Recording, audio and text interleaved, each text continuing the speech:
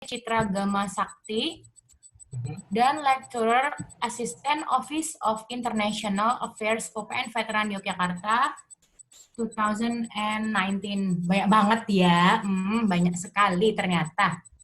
Oke, untuk mempersingkat waktu kepada Kak Lintang, waktu kami persilahkan. Ya, terima kasih atas kesempatannya. Pinkan ya namanya?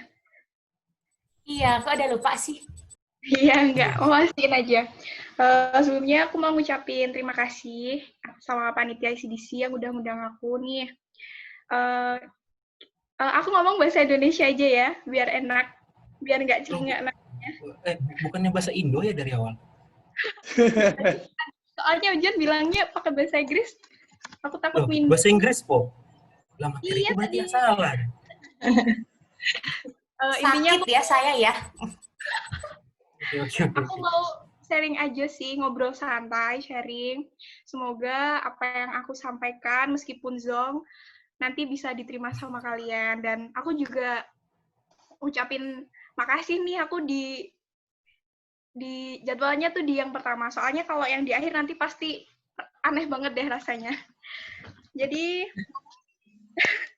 perkenalkan, namaku Lintang Yahya Larasati. Sebelumnya aku join di CDC itu tahun 2017. 2008. 16. Nah, di situ aku masuk, itu ya udah diceritain Pinggang tadi. Terus ini intinya aku seneng banget sih join di CDC. Iya. Langsung ke materi ya, ke personal branding.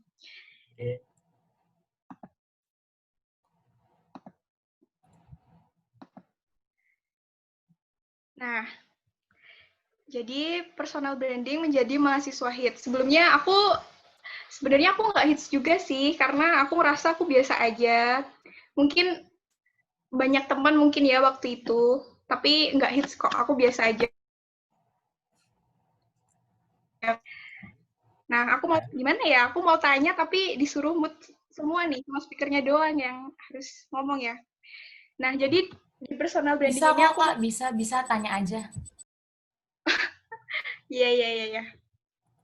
Nah, jadi di sini aku mau ngambil contoh nih personal branding dari salah satu boyband Korea. Ini sebagai contoh aja sih.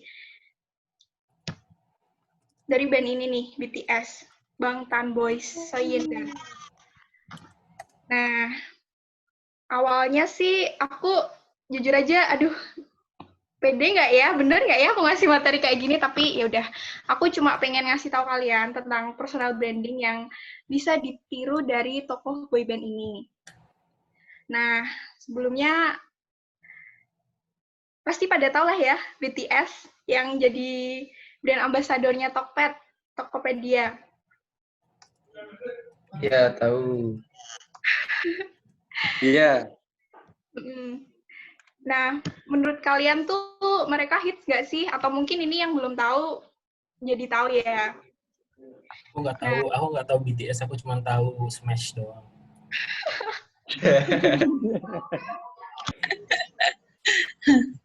Terus, menurut aku sih mereka hits ya sekarang. Dan aku tuh juga tahu baru-baru akhir-akhir ini karena dia jadi brand ambassador. Dan ambasadornya banyak sih, ada Tokopedia, Hyundai, mobil Hyundai itu loh. Dan masih banyak lagi, yang aku ingat cuma itu sih. Nah, kenapa sih mereka bisa jadi brand ambassador gitu?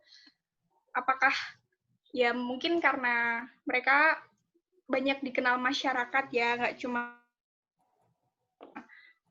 di negara asalnya di Korea, tapi juga di Asia, terus bahkan di seluruh dunia pun ya kalau yang tahu pasti tahu lah. Nah, awalnya kan mereka kayak gini nih. Nih member-member nih pada awal-awalnya mereka debut nih. Mereka menurut aku sih masih cupu-cupu banget lah ya, belum kayak sekeren sekarang, masih kayak biasa banget. Tapi mereka punya personal branding yang bagus ke depannya, sehingga buat mereka tuh hits atau populer lah. Nah, dulu sebelumnya aku mau cerita nih. Aku ceritain dulu ya member-membernya biar kalian tahu. Dari ntar aku baca, aku nggak inget kalau nggak baca. Nah, ini tuh namanya Suga. Jadi tuh dia tuh member BTS tuh yang ya dia produser juga. Terus dia tuh latar belakangnya tuh anak seorang petani di Korea sana. Terus Sugat Miko taunya namanya. nah, dia tuh pokoknya dari latar belakangnya dari keluarga yang biasa aja lah. Terus kemudian ini leadernya ada Namjoon namanya. Dia tuh dulu, dia juga dari keluarga yang biasa aja, nggak dari orang yang, tapi dia dulu waktu semasa sekolah, dia tuh jadi siswa terbaik di regionnya. Pokoknya nomor 1 karena dia pandai, terus pinter. Harusnya kalau orang pintar kan pasti pinginnya lanjutkan pendidikan yang lebih tinggi gitu ya, tapi dia enggak. Dia pilih jadi idol. Kemudian ada Jin. Jin tuh yang ini. Dia tuh member yang apa yuk? Ya. Tuh kan, nge-lag lagi. Ini nggak bayar wifi itu kayak gini. Oh, nge-lag ya? Nah. Lancar, Mbak. Halo, masih nge-lag ya? Enggak, Mbak. Oke, lanjut. Nah, dia tuh dari orang yang punya, cuman dunia itu kalau kumpul sama teman-temannya tuh pasti ngomongin tentang kehebatan anaknya masing-masing lah. Jin itu merasa minder karena wah aku kok nggak ada sesuatu hal yang bisa aku banggain ya dari aku. Terus dia punya cita-cita pengen nyenengin orang tuanya, pengen ngebahagiain ibunya biar nanti pas rumpi-rumpi ibu-ibu ada hal yang bisa diceritain gitu dari anaknya. Nah, selanjutnya aku mau ngasih video sih, cuman videonya nih nggak ada subtitlenya. Cuman aku harap itu tuh bisa jadi motivasi buat kalian lebih maju tentang boyband BTS inilah. Videonya bahasa apa nih? Nggak ada subtitle. Oh iya, videonya tuh bahasa Korea. Bahasa Korea. Oh, habis ya. Tapi lihat gambarnya aja deh, lihat gambarnya aja ya. Nek bahasa Jepang aku masih ngerti dikit-dikit. Aduh, bentar.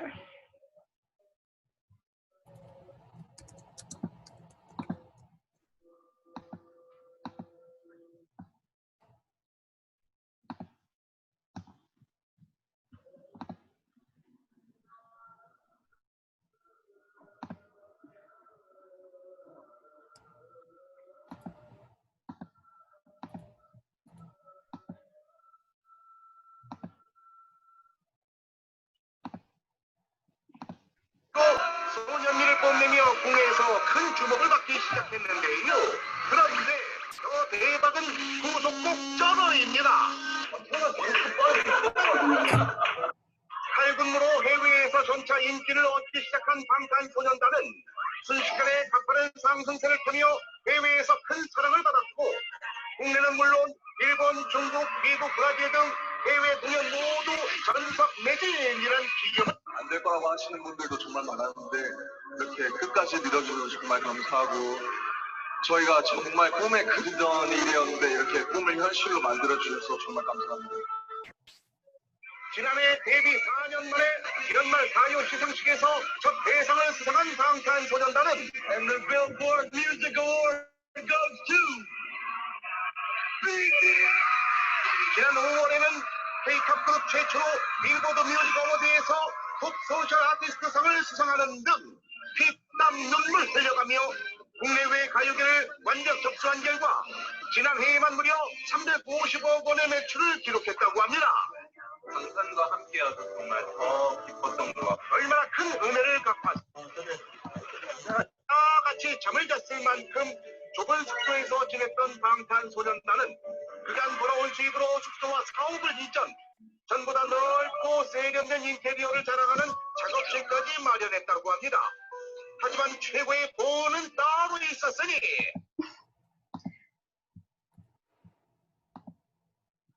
Nah, jadi sebenarnya aku cuma mau nyampain dari video tadi tuh, mereka yang bukan dari apa-apa, sampai akhirnya dia jadi boyband yang terkenal lah, yang siapa sih yang nggak tahu dia tuh menang penghargaan, banyak banget, sampai bahkan di luar negeri, sampai masuk Grammy, Billboard, padahal sebelumnya jarang-jarang tuh banyak, maksudnya artis Korea, maksudnya artis Asia yang bisa menembus sampai luar negeri.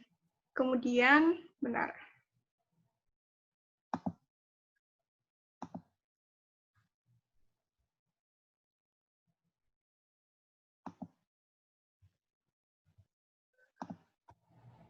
Kemudian juga,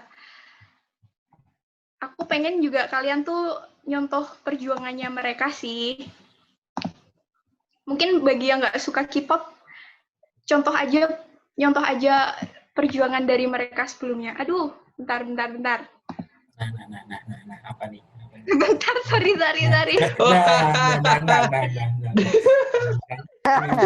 Video-video lucu banget, semua. Anjay.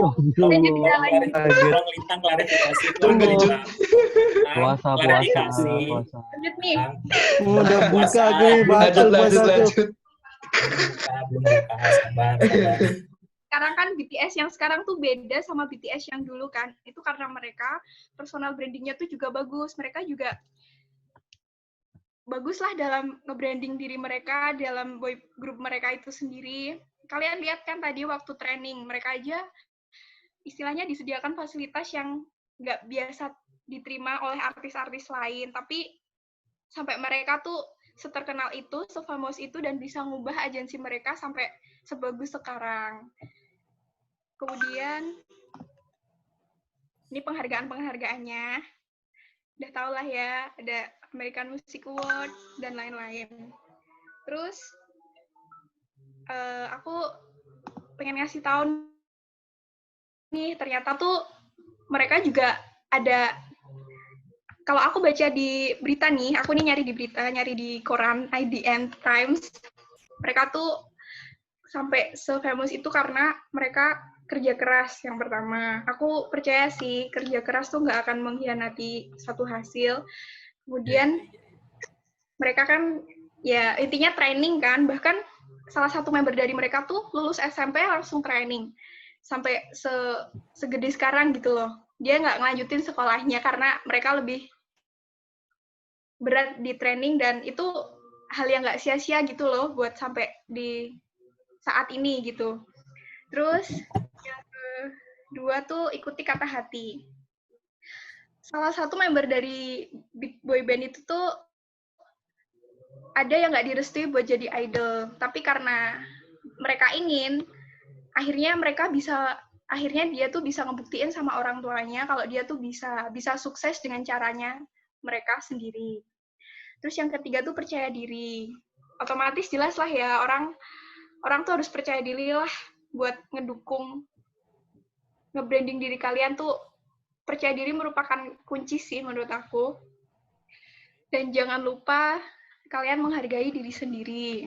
Kemudian be different, jangan ikut-ikutan. Misal nih, kalau aku kaitin sama di kuliah nih, misal kalian lihat teman kalian, wah dia pinter ya, dia tuh ikutan lomba sampai di mana-mana, tapi aku pengen deh sukses kayak dia, tapi kamu tuh nggak punya skill itu gitu. Nah, kamu coba deh cari intinya explore diri kamu, kira-kira kelebihan kamu tuh di apa, biar bisa mengasah skill kamu, terus biar kamu juga bisa berprestasi kayak temenmu, cuman di bidang lain gitu. Terus yang terakhir itu balance di sini tuh yang aku harapin, meskipun kalian punya cita-cita, punya visi, misi, tujuan.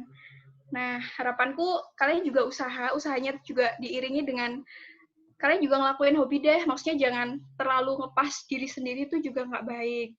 Jadi hidup yang normal-normal aja. Terus kaitannya dengan ini nih, personal branding nih. Aku nyari di artikel gitu, Personal branding itu merupakan sebuah gambaran mengenai apa yang masyarakat pikirkan tentang seseorang. Hal tersebut mencerminkan nilai-nilai kepribadian, keahlian, dan kualitas yang membuat seseorang berbeda dengan yang lainnya. Jadi, udah tau lah ya personal branding, pengertian personal branding itu sendiri di sini.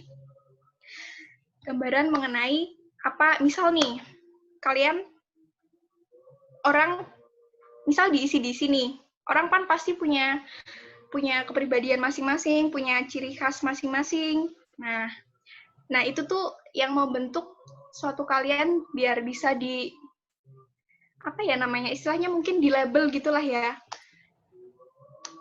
Yang wah ini itu banget, si A banget nih kalau kayak gini. Wah kalau kayak gini si B banget nih gitu sih. Tapi aku harap personal branding ini yang positif-positif ya, jangan yang negatif. Terus,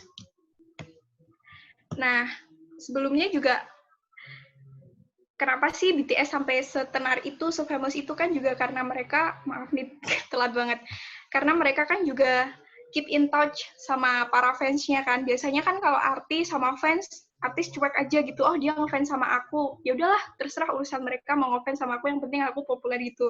Ternyata tuh BTS tuh enggak, dia tuh lebih ke wah dia tuh apresiasi banget para fans-fansnya, sampai dia tuh kadang di sosial media juga nge-reply dari para fans-fansnya. Nah, itu merupakan tips juga sih buat kalian. Maksudnya, misal nih kalian punya teman, kalian tuh ngerasa, wah, aku tuh nggak level sama dia. Misal dia punya kekurangan apa. Pokoknya jangan sampailah kalian berteman tuh kayak gitu, karena justru malah dengan kalian berhubungan baik dengan orang, dan orang lain kan pasti nilai kalian juga, wah ternyata dia meskipun misalnya kaya, pinter, cantik atau ganteng, tapi dia nggak sombong dan dia tuh mau berteman sama kita. Nah itu yang membuat diri kalian tuh jadi ke-up, istilahnya personal branding kalian tuh jadi bagus.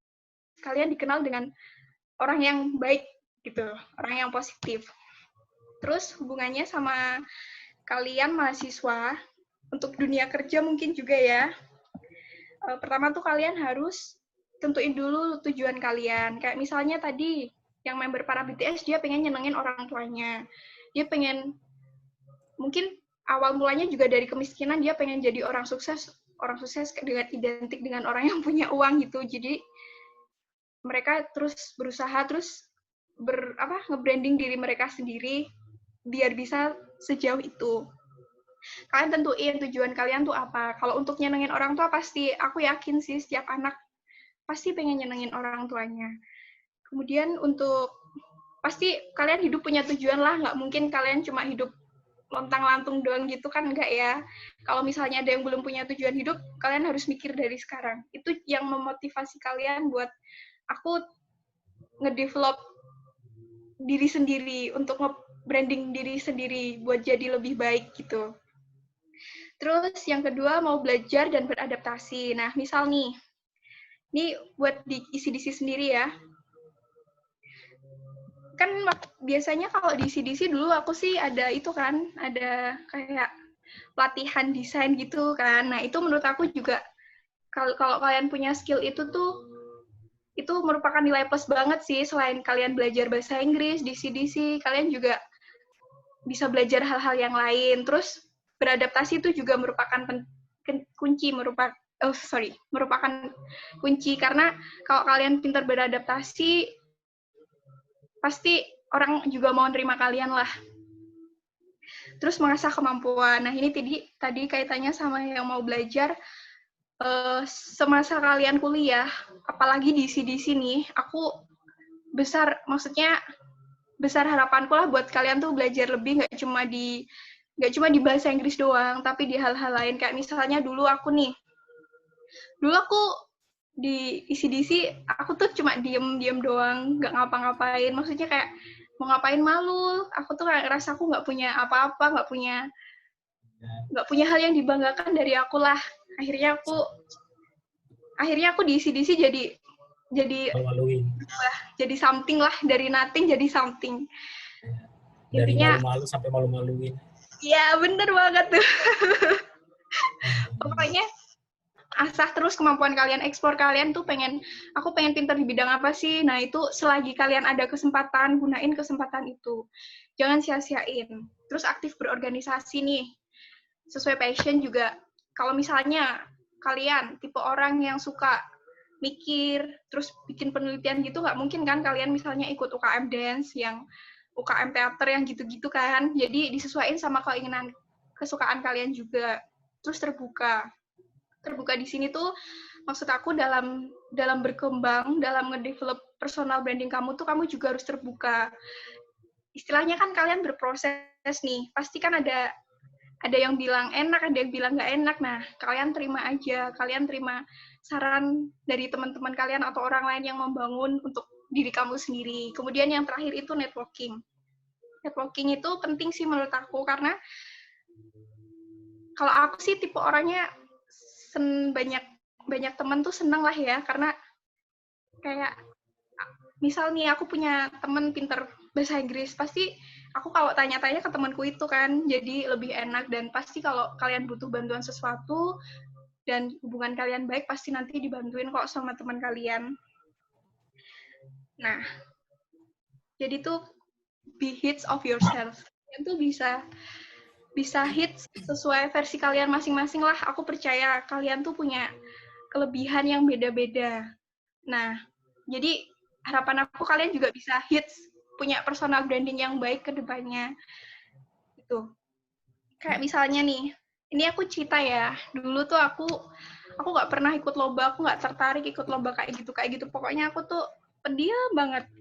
Tapi karena anak isi-isi pada ikut lomba, terus akhirnya aku diajakin, ya udah akhirnya aku ikut, dan di situ tuh aku belajar nggak cuma sama partnerku aja, tapi juga belajar malah aku sama adik-adik tingkat dulu. Waktu itu aku belajar tentang ngomong tuh sama Kak Ferdi, sama Kak Andre ini, terus sama Haikal tuh, padahal dia adekku kan, aku malah belajar sama adik tingkat tuh. Jangan gengsi buat belajar lah ini. Adik-adik.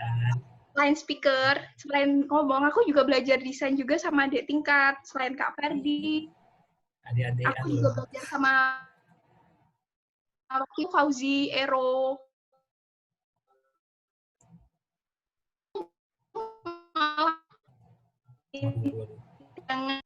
Jangan untuk jadi yang lebih baik tuh jangan.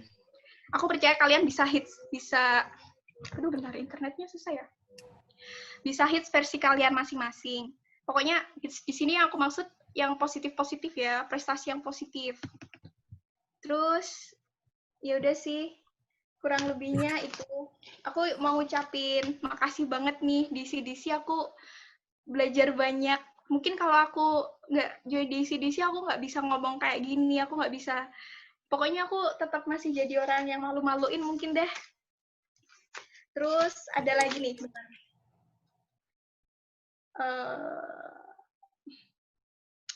Intinya personal branding tuh penting untuk kalian. Apalagi kalian yang mau nyari kerja. Ya nggak cuma buat nyari kerja sih, pokoknya itu penting. Dan dari personal branding tuh orang lain kan akan tahu, wah orangnya itu kayak gini. Kalau bisa tuh kalian nge-branding diri kalian dengan hal-hal yang positif. Jangan sampai kalian terkenal dengan label yang negatif tuh jangan, karena itu pasti jelek banget sih. Terus juga ini aku cerita aja ya, terakhir nih aku cerita. Dulu kan aku, ini maaf nih lewat waktu nggak apa-apa ya Dek, tambah 2 menit aja deh, nggak apa-apa ya, cuma buat motivasi aja. Gilingnya udah lewat loh. Bentar dong. Dulu kan aku termasuk orang yang pasif ya. Terus aku ikut ICDC. Aku belajar bahasa Inggris. Terus di Office International Affairs kan ada ngadain kegiatan acara kayak nge-guide kayak mahasiswa luar buat kegiatan. Nah, daripada aku gabut, nggak ngapa-ngapain, waktu itu aku skripsi kan. Pasti kalau skripsi itu pusing banget. Aku pengen cari hiburan, akhirnya aku ikut itu. Sekalian aku belajar speaking bahasa Inggris ya waktu itu. Nah, akhirnya aku setiap ada kegiatan aku ikutin. Mungkin karena aku pencitraan itu juga penting sih. Nge-branding diri aku bagus, citra aku bagus mungkin ya di mata dosen. Jadi tuh waktu itu Bu Rukmo sih waktu itu yang kepala itu international affairs-nya. mungkin dia cocok kali ya sama aku. Terus akhirnya aku ditawarin tuh, Lintang besok bantuin ibu aja ya, jadi student koordinator kegiatan yang di Office International Affairs itu. Ya, aku mau lah.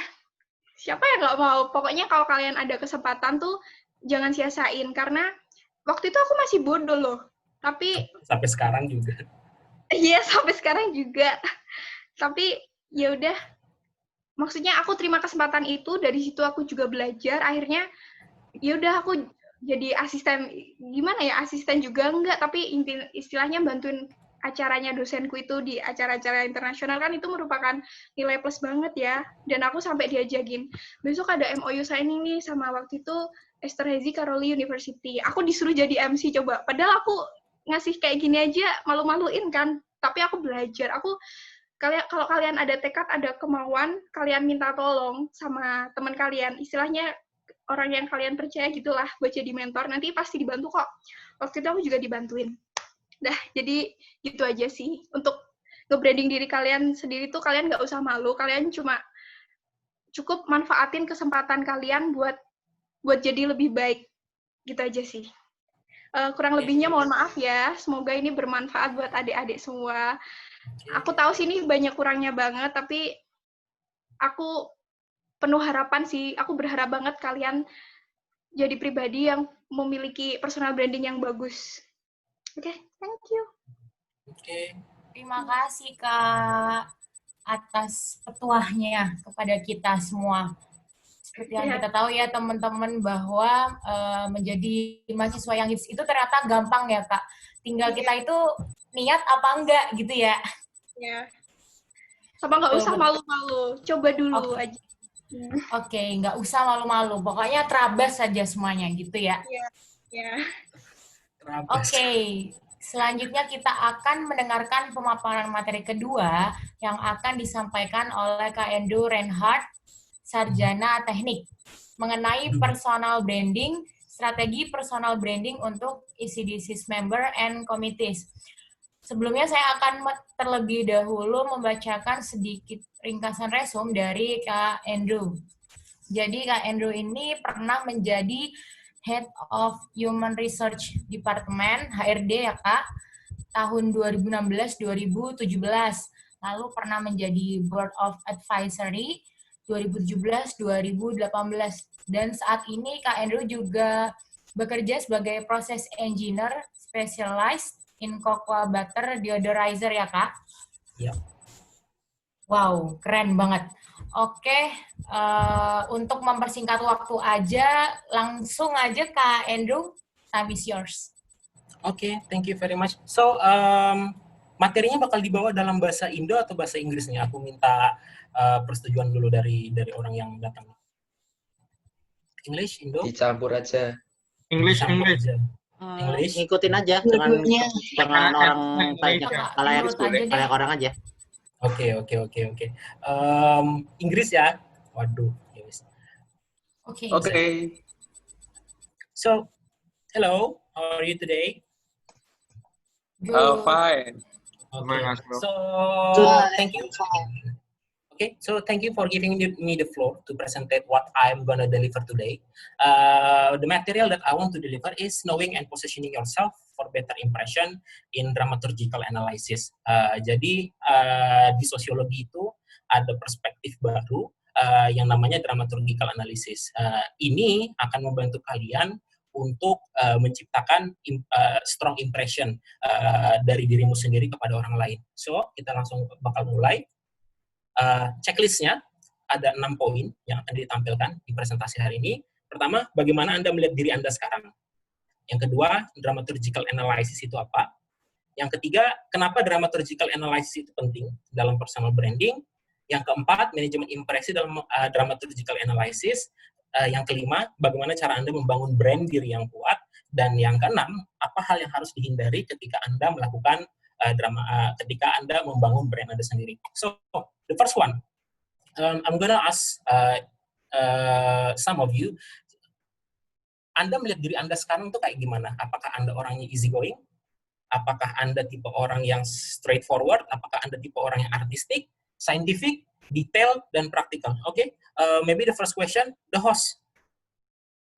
What do you see about yourself now? Kamu kalau ngelihat dirimu sendiri, kamu tuh tipe orang yang kayak gimana? Nggak harus terbatas pada 6 titik ini.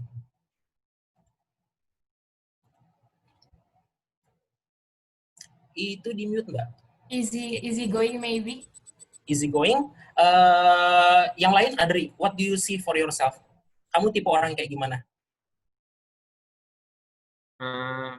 Keras kepala. Keras kepala. Keras kepala. Oke, the other one, maybe the other speaker, Lintang. Kamu ngeliat dirimu sendiri itu sebagai orang yang kayak gimana? Kalau aku sih easy going ya. Easy going, oke. Selanjutnya siapa lagi nih yang mau aku door nih? Kita pilih orang random aja. Pada bagus-bagus. Suandaru Bawero. Ini siapa nih? Oh, Ero, anjir. Oke, sorry. Oke, Ero. Kalau aku sih orangnya straightforward sih sebenarnya. Sorry aku motong. Straightforward. Oke, itu hal yang bagus. Kemudian pertanyaan selanjutnya, ketika kalian sudah berhasil mendefinisikan diri kalian, gimana sih orang lain melihat diri Anda? Sekarang aku tanya, Ero, tadi Adri udah bilang dia tipenya orang keras kepala. Menurutmu Adri orangnya kayak gimana?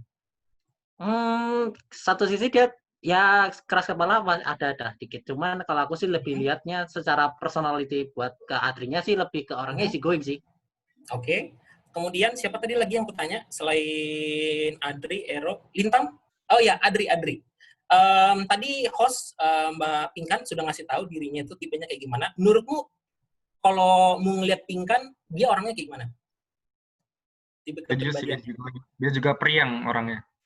Periang, oke. Kemudian kita review lagi. Misal, Pinkan, Ero tadi bilang dia orangnya straightforward. Benar nggak? Straightforward atau malu-maluin atau mengerikan? Straightforward yang kayak gimana? Definisinya makin gede lagi kan? Tapi sebenarnya enak diajak ngobrol, Kak Ero. Oke. Selibut, Ro, ada kesempatan, Ro? Tolonglah, jangan. Oke. Jadi, bagaimana Anda melihat diri Anda sendiri dan bagaimana Anda melihat orang lain adalah hal yang sangat penting. Kalau misalnya Anda mau ngebangun personal branding. Selanjutnya, ketika kita melihat nama-nama yang ada di slide ini, ada Joko Widodo, Donald Trump, PewDiePie, Oprah Winfrey, FNF5. This one, kalau Anda melihat orang-orang yang ada di figur ini, yang Anda pikirkan apa? Misal, kalau Anda ngelihat Jokowi, ini bukan masalah politik ya. Kalau Anda ngelihat Jokowi, dia orangnya kayak gimana? Wibawa. Kemudian, oke, good example. Donald Trump, ada yang kenal Donald Trump? Nggak harus kenal tetanggaan juga. Ada yang tahu Donald Trump? Kocak. Yeah. Oke. Donald Trump itu menurut kalian tipe orangnya kayak gimana? Ceplas. Yes. Kalau aku lebih dia membuat aturan yang secara tiba-tiba gitu loh. Oke, membuat aturan secara tiba-tiba. Oke, very good. Kemudian ada yang tahu PewDiePie? Tahu. Sumber individual. Oke, ketika Anda melihat PewDiePie, apa yang Anda pikirkan tentang orang ini? Orang ini image-nya gimana di otak Anda? Easy going. Humor actually. Lucu. Humor. Kreatif. Humoris. Oke. The last one, Oprah Winfrey. Ada yang pernah kenal Oprah Winfrey? Yang generasi milenial tahun-tahun 1990-an pasti tahu Oprah Winfrey. Ada yang tahu? Iya, tahu. Yes, Oprah Winfrey. Ketika Anda ngelihat Oprah Winfrey, yang dia TV host tersukses di dunia, dengan program dia Oprah Winfrey Show, itu udah bertahan 25 tahun lebih sebelum akhirnya berhenti kemarin. Ketika kalian ngelihat Oprah Winfrey, image-nya itu kayak gimana? Mudah. Atau orangnya bersosialisasi ya. Gampang bersosialisasi. Ngomongnya gampang itu loh. Gimana ya bahasanya? Ngomongnya gampang, oke. Good. Example lain? Friendly. Oke. Example lain? Oke, jadi ini yang kita sebut sebagai brand dari orang-orang yang kalian lihat di layar ini. Jadi gimana sih sebetulnya bagaimana orang bisa membangun brand-brand seperti ini sehingga kalian bisa kenal, oh Oprah Winfrey itu begini, Donald Trump begini, PewDiePie begini. Nah, dalam perspektif sosiologi ada yang disebut sebagai dramaturgical analysis. Jadi ini dikemukakan oleh seorang sosiolog namanya Erving Goffman pada bukunya The Presentation of Self in Everyday Life. Ini buku yang bagus banget kalau misalnya kalian sedang baca. Jadi ide utama dari dramaturgical analysis ini sendiri adalah dunia itu semuanya itu panggung drama. Di mana kita sebagai aktor, kita ini aktor, kita dapat mengatur gimana orang lain itu bisa melihat kita, bagaimana orang lain bisa menganggap kita, dan bagaimana cara kita bisa diketahui sama orang lain. Yang bisa diatur dengan cara sikap kita gimana, kita ngatur sikap kita gimana, tampilan kita gimana, dan cara kita berbicara gimana segala macam kepada orang lain. Oke, jadi aku bakal nunjukin satu video untuk memperkenalkan kalian tentang konsep dari siapa ini ngomong? Enggak gitu Pak cara mainnya apa sih? Oke, apa itu yang disebut sebagai dramaturgical analysis?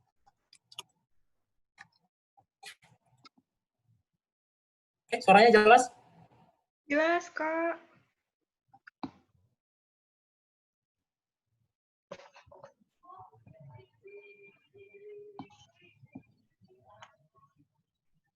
Jelas, Kak.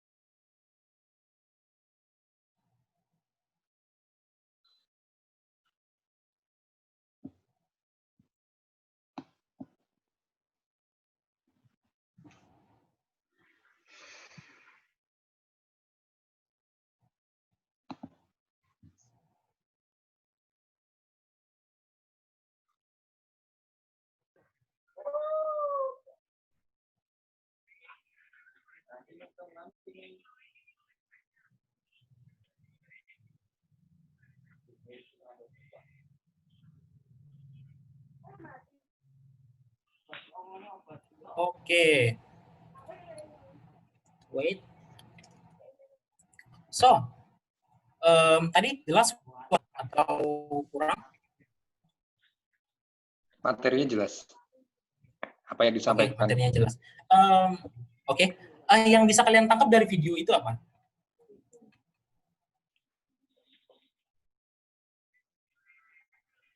Bingung? Oke. Jadi intinya video itu mengatakan kalau kita itu sebagai manusia selalu berusaha untuk menampilkan apa yang terbaik dari diri kita sendiri kepada orang lain, secara sadar atau enggak. Dan bagaimana kita menampilkannya itu analoginya sama ketika aktor mau menjalankan peran di dalam sebuah drama. Ketika aktor dituntut jadi orang, misal orang yang diktator atau misalnya orang yang jahat, padahal dirinya sendiri adalah orang yang baik, dia akan berusaha untuk menampilkan, untuk men-set dirinya sendiri supaya dia bisa punya image yang jahat. Entah kostumnya diapain atau misalnya dia bakal punya makeup dress kayak gimana untuk menampilkan image kalau dia orang jahat untuk memenuhi ekspektasi dari role-nya itu sendiri. Bagaimana seorang aktor itu mampu meng-adjust atau mengatur dirinya sendiri supaya sesuai dengan apa yang orang inginkan, itu disebut sebagai dramaturgical analysis. Kemudian, poin selanjutnya, kenapa sih penting banget kita untuk memahami dramaturgical analysis atau kemampuan analisis ini dalam personal branding? Artikel dari Forbes menyatakan bahwa ada 10 tips untuk mendevelop personal brand. Yang pertama, kita harus punya personality yang baik. di depan orang, personality ya, bukan personality yang baik. Yang kedua, harus jadi otentik. Ketiga, kita take and give. Jadi kita bukan hanya membrand diri kita sendiri, kita nggak bukan cuma jadi orang yang disebut people pleaser gitu loh. Kita nggak cuma nyenengin orang lain, kita juga harus bisa men-setting diri kita sendiri untuk dapatin feedback yang baik atau hal yang baik juga dari orang lain. Itu contoh, itu adalah bukti penting ketika branding kalian sukses. Yang keempat, visual. Selalu pakai visual karena visual is more louder and more better than the letters. Yang kelima, konsisten. Yang keenam, mulai lebih awal. Kalian harus jadi orang yang lebih sigap dan lebih cepat untuk membrandingkan diri kalian sendiri. Yang ketujuh, fokus pada kekuatan utama kalian. Makanya tadi ketika kita mulai presentasi, aku tanya sama kalian itu tipe orangnya gimana? Kalian tipe orangnya gimana? Dan apakah itu kekuatan utama kalian? Ketika kalian mau memfokuskan diri kalian untuk punya brand kayak gitu, fokuslah pada hal itu. Yang kedelapan, nilai Anda itu bagaimana? Yang Anda percaya sebagai manusia itu gimana? Contoh, ketika Anda melihat Donald Trump dan kebijakannya tentang lockdown segala macam, nilai yang Anda anut mengenai kebijakan Donald Trump gimana? Anda setuju atau enggak? Atau misalnya Anda mendukung atau enggak? Karena niatnya Donald Trump kan ingin mengembalikan ekonomi. Tapi Anda setuju enggak dengan apa yang akan dikorbankan Donald Trump dari ekonomi ini? Yaitu kesehatan dari warganya sendiri. Yang kesembilan, pahami hal yang membuatmu tertarik. Tadi juga Lintang udah bilang, kalian sebagai mahasiswa harus punya passion. Harus punya passion. Kalau kalian nggak punya passion, kalian harus cari passion. Karena ketika kalian sudah jadi masuk dunia kerja, kalian nggak akan diajarin passion kalian itu apa. Kalian harus cari sendiri passion kalian. Yang ke-10, yang paling terakhir, yang juga udah dibilangin sama Lintang, mulailah punya koneksi yang lebih baik. Carilah mentor-mentor yang mampu membimbing kalian. Carilah mentor-mentor yang mampu menjadi orang mengarahkan kalian mempunyai brand yang bagus. Jangan cari mentor yang dari awal sendiri personality-nya udah toxic. Personality-nya tuh udah toxic atau hal-hal yang dia anut, hal-hal mindset dia segala macam itu udah beda dengan hal-hal yang kalian anut pada awalnya. Ini adalah 10 poin penting. Dan bagaimana kita bisa menyesuaikan diri kita supaya kita dapat personal branding yang baik adalah mengaplikasikan dramaturgic analysis di dalam hidup kita. Tapi di dalam membangun brand, kita juga perlu memahami satu hal lain yang disebut sebagai manajemen impresi. Manajemen impresi itu apa? Manajemen impresi itu menurut Larry and Kowalski adalah proses sadar ataupun nggak sadar, di mana seseorang berusaha mempengaruhi persepsi dari orang lain mengenai seseorang, sesuatu, atau suatu kejadian dengan mengontrol informasi dari interaksi sosial.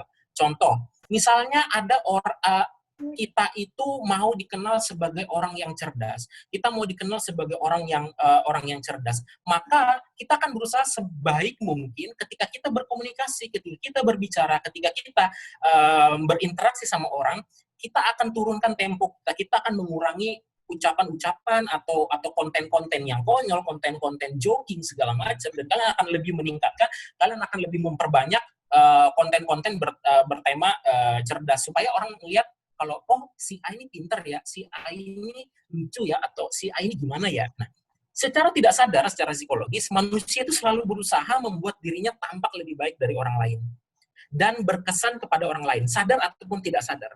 Terkadang kita pengen orang lain itu nganggap kita A, terkadang kita menginginkan orang lain ngerasa kita B. Walaupun ketika ditanya, kamu mau nggak dianggap pintar sama orang lain? Terus kalau misalnya orang bilang, ya B aja sih, aku kayaknya B aja sih, aku mau jadi diriku sendiri. Padahal di kenyataannya, dari ilmu psikologi, sebetulnya kita selalu berusaha membuat orang lain berpikir A tentang kita, orang lain berpikir B tentang kita. Dan itu adalah fakta psikologis yang sangat-sangat wajar gitu loh dihadapi manusia. Aku akan kasih contoh lagi satu video, bagaimana sih kita mengatur impresi orang lain terhadap kita memakai dramaturgical analysis supaya mindset orang terhadap kita itu bisa kita atur. Oke, the second video. Wait a minute. Alright. Hilang. Wait ya.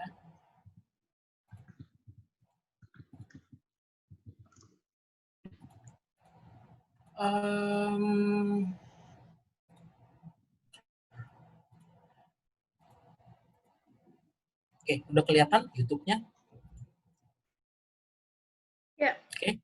Iya, sudah. Ya, aku akan play ya.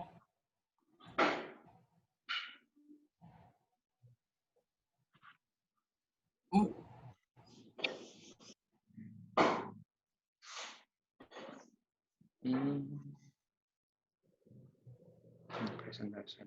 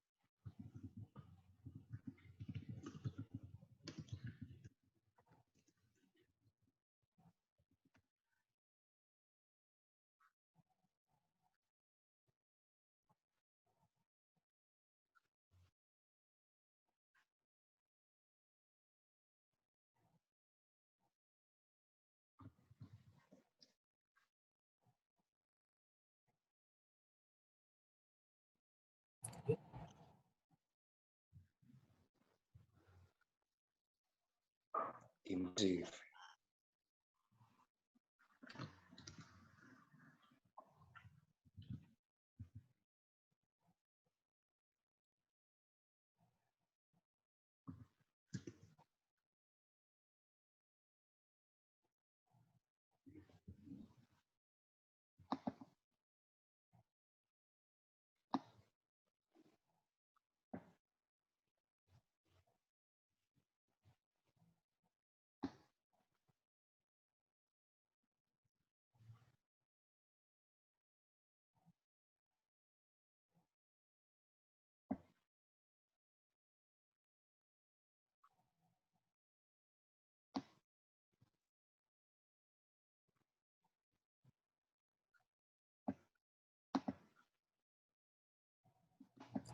Internetku.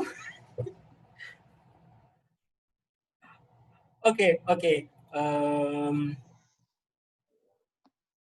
Oke, aku akan cut di sini.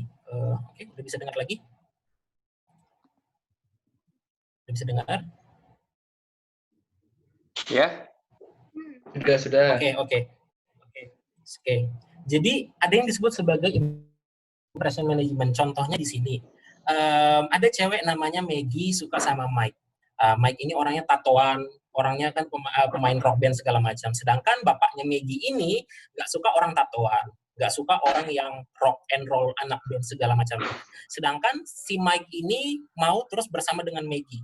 Dia harus berusaha men-setting dirinya atau menampilkan dirinya pada sebisa mungkin sebagai orang yang mampu diterima sama orang tuanya Maggie. Makanya pertama kali dia menampilkan apa yang disebut sebagai front stage self.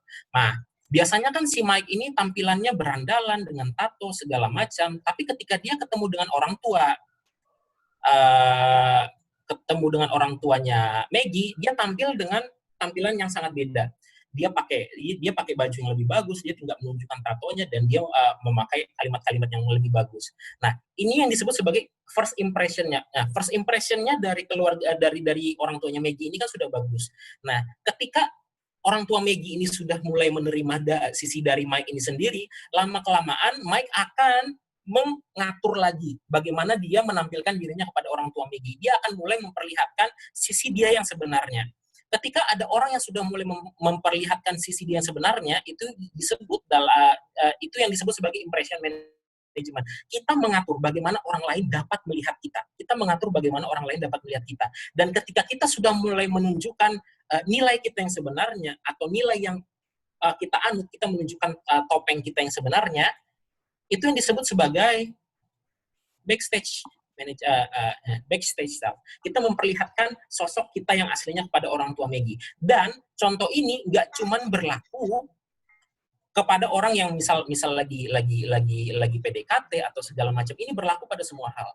Misal ketika kita datengin bos yang baru, lagi kalau misalnya bos kalian itu ekspatriat, orang-orang Singapura, orang-orang Vietnam kayak aku, impression itu penting gitu loh. Kita harus bisa menunjukkan diri kita sendiri itu punya kelas dengan mereka. Jangan sampai mereka punya mindset, ini orang Indonesia banget, ini orang nggak bisa ngapa-ngapain. Karena apa? Karena di sini pun, di tempat aku kerja pun, sering terjadi kayak gini gitu loh. Ketika ada ekspatriat yang misal kayak direktur aku tuh orang Vietnam lulusan Jerman, dan dia ngelihat orang Indonesia itu leha-lehe, santai-santai segala macam, mindsetnya nggak kuat, sistemnya nggak kuat, dia bakal first impression dia sama si orang itu bakal jelek. Dia akan ngerasa, ini orang bisa kerja nggak sih? Ini orang bisa mikir nggak sih, segala macam. Nah, sedangkan kita kalau misalnya kita mau punya relationship yang baik dengan kita mungkin orangnya bukan orang yang leha-lehe, bukan orang yang santai-santai, bukan orang yang bodoh segala macam. Kita sebetulnya mampu, tapi kita harus mampu menunjukkan diri kita sendiri itu sebaik mungkin di mata orang yang bakal ngelihat kita. Kemudian lama-kelamaan setelah kita makin kenal, setelah kita mulai mengenal diri kita masing-masing, kita mulai membrandkan diri kita yang aslinya. Oh, ternyata saya orangnya lebih sosial, ternyata saya orangnya lebih approach-nya lebih teks, ternyata saya orangnya lebih peduli dengan sesama, ternyata saya orangnya itu lebih family oriented segala macam. Itu adalah hal-hal yang paling penting dan harus dikuasain kalian mahasiswa dan tidak akan pernah diajarin di kuliah manapun. Itu adalah ilmu yang hanya bisa dikuasain kalau kalian sudah bisa mendewasakan diri kalian sendiri di hadapan orang-orang lain. Oke? Kemudian, manajemen impresi itu nggak sama dengan menipu orang lain. Manajemen impresi itu memposisikan diri Anda sesuai dengan kondisi sekitar Anda dan memahami apakah lingkungan kita itu cocok nggak sih dengan lingkungan yang akan kita dekatin. Nah, impression management ketika kita melakukannya, kita mengubah diri kita habis-habisan sesuai dengan apa yang orang inginkan, itu yang disebut sebagai people pleaser, di luar dari diri Anda yang sebenarnya, di luar dari diri kamu yang sebenarnya, untuk meraih keuntungan terbesar dalam suatu lingkungan. Yang sebelah kiri, ini yang kita sebut sebagai impression management, yang sebelah kanan itu yang disebut sebagai nipu gitu loh, fake yourself. Nah, itulah pentingnya dua hal ini, manajemen impresi dan dramaturgical analysis adalah hal yang harus kalian kuasai sebagai mahasiswa ketika kalian mau membangun brandnya kalian sendiri. Kemudian kita akan ngomong gimana sih caranya kita membangun brand diri yang kuat. Artikel dari Harvard Business Review menyatakan ada 1, 2, 3, 4, 5, 6, 7, 8, 9 hal yang harus kalian tanyakan kepada diri kalian sendiri ketika kalian mau membangun brand diri yang kuat. Yang pertama, pandangan Anda. Kamu bisa membawa nilai nggak? Atau kamu bisa membawa dampak nggak? Kehadiranmu bisa membawa kebaikan nggak bagi orang lain? Yang kedua, loyal. Kamu setia nggak dengan mindset kamu? Kamu setia nggak dengan nilai-nilai yang kamu anut selama ini? Kalau misalnya kamu suka K-pop, kemudian kamu masuk ke komunitas orang yang nggak suka K-pop, kemudian karena kamu mau diterima orang itu, kamu tiba-tiba ngomong, aku nggak suka K-pop, aku juga benci K-pop. Kamu keluar dari diri kamu sendiri, gitu loh.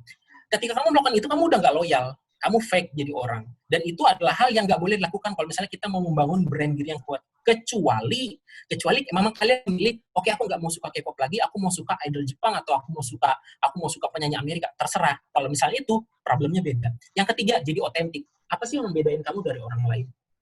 Ketika saya ngelihat Adri, ketika saya ngelihat Mas Muhammad Aska, apa sih yang beda dari Muhammad Aska yang membedakan dia dengan Zaki segala macam?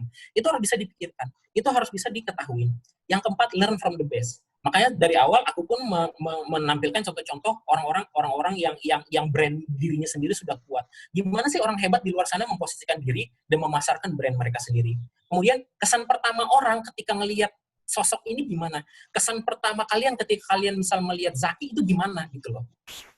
Kalian harus bisa men-setting itu dari orang-orang hebat di luar sana, dan banyak banget contoh yang bisa kalian ambil. Yang kelima, buat dirimu terlihat. Jangan pernah mau jadi hantu. Kamu sudah mampu membuat dirimu stand out nggak? Ketika kamu rapat, kamu cuma diam di pojok atau kamu berani mengumumkan pendapat nggak? Itu hal yang penting. Dan ketika kamu kerja, itu kan berasa banget. Performance management dari bosmu ketika ada meeting atau segala macam, kamu dikasih pertanyaan sulit, dan ketika ada meeting, ketika kamu ditanya, kamu cuma bisa bilang, I will find it later, or I'm sorry, I didn't know about this. Kamu cuma berdiam diri, kemudian ketika meeting kamu cuma pasif, udah, gak usah mikir promosi, gak usah mikir kenaikan gaji, udah pasti out. Itu udah pasti out. Kejamnya sih kayak gitu.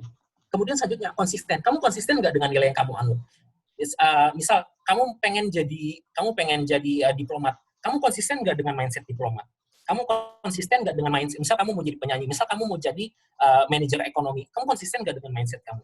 Itu hal yang penting. Konsistensi adalah hal yang paling penting dari brand. Ketika kamu nggak konsisten, kamu akan bilang nggak, ketika orang tanya, menurutmu si B itu gimana? Mungkin orang lain akan bilang, nggak tahu, aku juga nggak pernah ngelihat diri dia yang sebenarnya. Konsistensi itu perlu. Yang selanjutnya, mulailah menginfluence. Gimana kamu bisa nggak mempengaruhi orang lain? Kamu bisa nggak membawa argumentasimu atau membawa pendapatmu untuk diterima orang lain? Itu juga hal yang paling penting kalau misalnya kamu membangun brand. Selanjutnya, feedback. Ini juga penting banget. Jangan cuma memposisikan dirimu sebagai kamu sudah branding, kamu tuh orang pintar, bla bla bla bla bla bla segala macam. Kemudian, tapi kamu nggak pernah feedback sama orang, kamu nggak pernah tanya. Kamu berusaha memposisikan dirimu sebagai orang pintar. Kemudian ketika kamu tanya orang, tapi kamu nggak pernah nanya sama orang, aku pintar nggak? Ketika kita nggak pernah memfeedback diri kita sendiri, kita nggak pernah tanya sama orang lain, aku tuh orangnya gimana? Kamu nggak akan pernah tahu posisi kamu sekarang di mana. Kamu nggak akan pernah tahu brand kamu sekarang kayak gimana. Dan itu adalah poin yang harus selalu kamu lakukan ketika kamu membangun brand. Kamu harus selalu tanya sama rekanmu, kamu harus selalu tanya sama partnermu, kamu harus selalu tanya sama orang-orang di sekitarmu, mungkin kamu harus tanya sama kompetitormu segala macam, saya orangnya gimana. Karena itu adalah hal penting untuk melihat diri kalian sendiri. Dan yang terakhir, menguji diri kalian sendiri. Ketika kalian sudah melihat semua, kalian sudah melakukan branding, kalian sudah konsistenkan diri kalian sudah loyal dengan mindset kalian harus review lagi. Saya sudah melihat ke belakang, saya sudah jadi orang yang saya inginkan nggak? Orang lain sudah... Kayak ngerti aja. Hah? What? Kak Fitri, di-mute, Kak Fitri. Mute. Di-mute. Di-mute. Mbak Fitri, nice, Mbak Fitri. Anjir, sakit banget dengarnya, anjir. Bajir. Ya nggak apa-apa sih, mindset orang aja. Kita lihat lagi, kita review lagi. Kita udah jadi orang yang kita inginkan nggak? Kemudian kita masuk di slide terakhir. Sorry. Oke. Yang harus dihindarin ketika kalian membangun brand. Pertama, mindset yang harus kalian pegang. Jangan pernah paksain dirimu untuk jadi orang yang bukan kamu. Jangan pernah paksain dirimu jadi orang kamu. Dalam impression management, ketika kalian berusaha menampilkan diri kalian untuk jadi sosok yang kalian inginkan, kadang-kadang kita tuh kayak ambisi banget. Misal kita pengen banget terlihat jadi orang yang pintar, pengen banget misal terlihat jadi orang yang humoris segala macam. Dan secara nggak sadar kita melakukan apa yang disebut sebagai superficial charm atau wibawa palsu gitu. Wibawa palsu. Ada 3 hal wibawa palsu yang harus dihindarin. Yang pertama, jadi orang yang psikopatik. Kita jadi orang yang kurang empati karena kita selalu fokus sama diri kita sendiri. Kita jadi orang yang antisosial. Kita nggak jujur dengan image kita sendiri. Itu harus dihindarin untuk membangun brand. Yang kedua, narsisme. Kita mau melebih-lebihkan diri kita sendiri tanpa batasan. Misalnya, aku udah menang juara lomba di sini. Aku udah menang lomba kemarin. Aku turun ke Mars, ikut lomba menang juara 1 dari seluruh alien di tata surya. Jangan jadi orang yang kayak gitu narsistik. Karena nggak ada yang suka dengan orang yang, iya aku itu hebat banget, nggak ada. Ketika orang mengenal kehebatanmu sendiri, itu artinya brand kamu sukses. Tapi ketika kamu memaksa orang untuk mengenal kesuksesanmu, itu tandanya kamu nggak sukses. Itu tandanya kamu nggak sukses. Itu tandanya kamu pun nggak punya impact di mata mereka. Yang kedua, jangan anggap kalau dirimu itu selalu lebih baik dari orang lain. Apa yang katanya Bruce Lee? Selalu kosongkan gelasmu kalau misalnya kamu mau mengisinya kembali. Artinya, selalu posisikan dirimu sebagai orang yang nggak tahu gitu loh, ketika kamu mau belajar. Apalagi kamu mahasiswa. Yang kamu ketahuin di mahasiswa, aku orang tekim. Yang aku ketahuin dari tekim, yang kepakai di proses engineering itu cuma 10%. Sisanya itu nggak ada yang diajarin di tekim. Aku nggak pernah diajarin menghitung energi, aku nggak pernah diajarin namanya manajemen manusia, aku nggak pernah diajarin namanya manajemen budget, segala macam. Aku nggak pernah dikasih tahu gimana caranya kita ngatur $2 juta supaya jadi project yang sukses. Itu tuh hal yang nggak pernah diajarin gitu loh. Makanya kita harus selalu coaching, kita harus selalu review diri kita sendiri. Kita harus selalu tanya diri kita sendiri sama orang lain yang sudah sukses, orang lain sudah berhasil melakukan project dengan mungkin nilai $2,5 juta, $3,5 juta. Carilah orang yang selalu lebih baik dari kamu dan belajarlah. Posisikan dirimu seolah-olah orang yang nggak tahu sama sekali. Yang ketiga yang harus kamu hindari adalah social chameleons. Jangan ngorbanin nilai diri kamu sendiri untuk diterima sama orang lain. Jangan pernah. Kalau misalnya kamu adalah orang yang keras kepala, kemudian orang lain nggak menyetujui kamu untuk kamu nggak suka kamu jadi orang keras kepala. Ketika mereka nggak menyetujuinya, kemudian kamu tiba-tiba aku nggak boleh jadi orang keras kepala supaya aku bisa jadi kelompok mereka. Jangan kayak gitu. Buatlah mereka menyadari kalau kalian adalah orang yang keras kepala dan mereka harus menerimanya. Kalaupun mereka nggak bisa menerimanya, kasih tahu sehingga kita bisa mengubah diri kita jadi orang yang lebih baik lagi. Tapi jangan pernah hilangkan nilai kita. Jangan pernah kita berubah segampang mungkin supaya orang lain senang. Yang aku bilang dari awal, jangan jadi people pleaser. Jangan jadi people pleaser. Kadang-kadang orang yang paling vokal untuk menentang bukan berarti dia orang yang salah, tapi berarti dia adalah orang yang mampu mempertahankan pendapat dia sendiri. Dan itu adalah hal-hal yang penting ketika kalian membangun personal brand kalian sendiri. Oke, jadi itu materi dari aku. Aku harap berguna. Terima kasih atas waktunya. Assalamualaikum warahmatullahi wabarakatuh. Thank you. Wow. Wow, it's such a great presentation. Aku sampai ternganga dengerinnya. Oke. Oke, jadi tadi Kak Andre menyampaikan mengenai manajemen impresi ya Kak dalam dramaturgical analysis dan bagaimana membangun personal branding yang baik, intinya seperti itu ya. Oke, selanjutnya kita akan membuka sesi tanya jawab yang akan ditujukan kepada dua narasumber kita kali ini. Kepada para penanya diharapkan untuk meng-unmute mic-nya mungkin. Ada kita buka untuk dua penanya ya teman-teman. Dua penanya. Oke, yang mau bertanya, monggo. Aku mau nanya dong. Oh iya, Aska. Yes. Pertama terima kasih kesempatannya. Aku pengen nanya nih Kak, misalnya kita dari awalnya itu asli kita itu memang buruk, tapi kemudian kita tuh ingin berubah, tapi saat kita berusaha pengen berubah itu ngerasa nggak nyaman gitu loh. Apakah sebenarnya harus dilanjutin apa enggak sih? Tapi ini memang lebih baik dari sebelumnya, tapi tuh aku kayak misalnya ngerasa nggak nyaman gitu loh. Lebih baik dilanjutin apa aku memang jadi diriku sendiri. Itu aja sih. Terima kasih. Oke, very good question. Pertama, kita balik lagi ya ke slide nomor 6. Misalnya kita perhatikan lagi. Bukan nomor 6. Oke, pertanyaanmu pertama, ketika kamu bilang, aku tuh merasa sifatku buruk. Siapa yang menentukan kamu buruk? Standar siapa kamu buruk? Misal, kamu orangnya suka kentut, kemudian kamu nggak mau jadi orang yang suka kentut lagi. Misal kayak gitu. Kemudian akan ada pertanyaan, siapa sih yang bilang kalau orang yang suka kentut itu jelek? Gitu loh. Kamu harus review lagi pertama, jangan langsung tiba-tiba nyalahin diri kamu sendiri. Kalau aku tuh kayaknya punya sifat yang buruk banget. Pikirin kembali, apakah emang sifatmu itu buruk ataukah emang itu dirimu yang sebenarnya gitu loh. Atau itu emang dirimu yang sebenarnya. Kemudian kalau kamu ngerasa memang dari dirimu sendiri memang ngerasa nggak nyaman sama perubahan, aku cuma bilang satu hal, perubahan itu nggak ada yang enak. Perubahan itu nggak ada yang enak. Ketika aku transisi jadi mahasiswa menjadi seorang engineer gitu loh, itu nggak enak banget gitu loh. Karena dulu aku kira ketika aku udah kerja aku cuma tinggal leha-lehe duit masuk tiap bulan, tapi enggak gitu loh. Kalau dulu di kampus aku masuk kampus jam 7 pulang jam 3 semua. Kemudian di tempat kerja aku jadi engineering, nge-manage plan, aku masuk jam 8 pagi pulang jam 10 malam gitu loh. Struggle-nya lebih berat lagi dan itu bakal lebih susah gitu loh. Kita harus mengubah diri kita yang dulu kita orangnya santai, harus jadi orang yang lebih disiplin, harus jadi orang yang lebih terengginas, harus jadi orang yang lebih apa.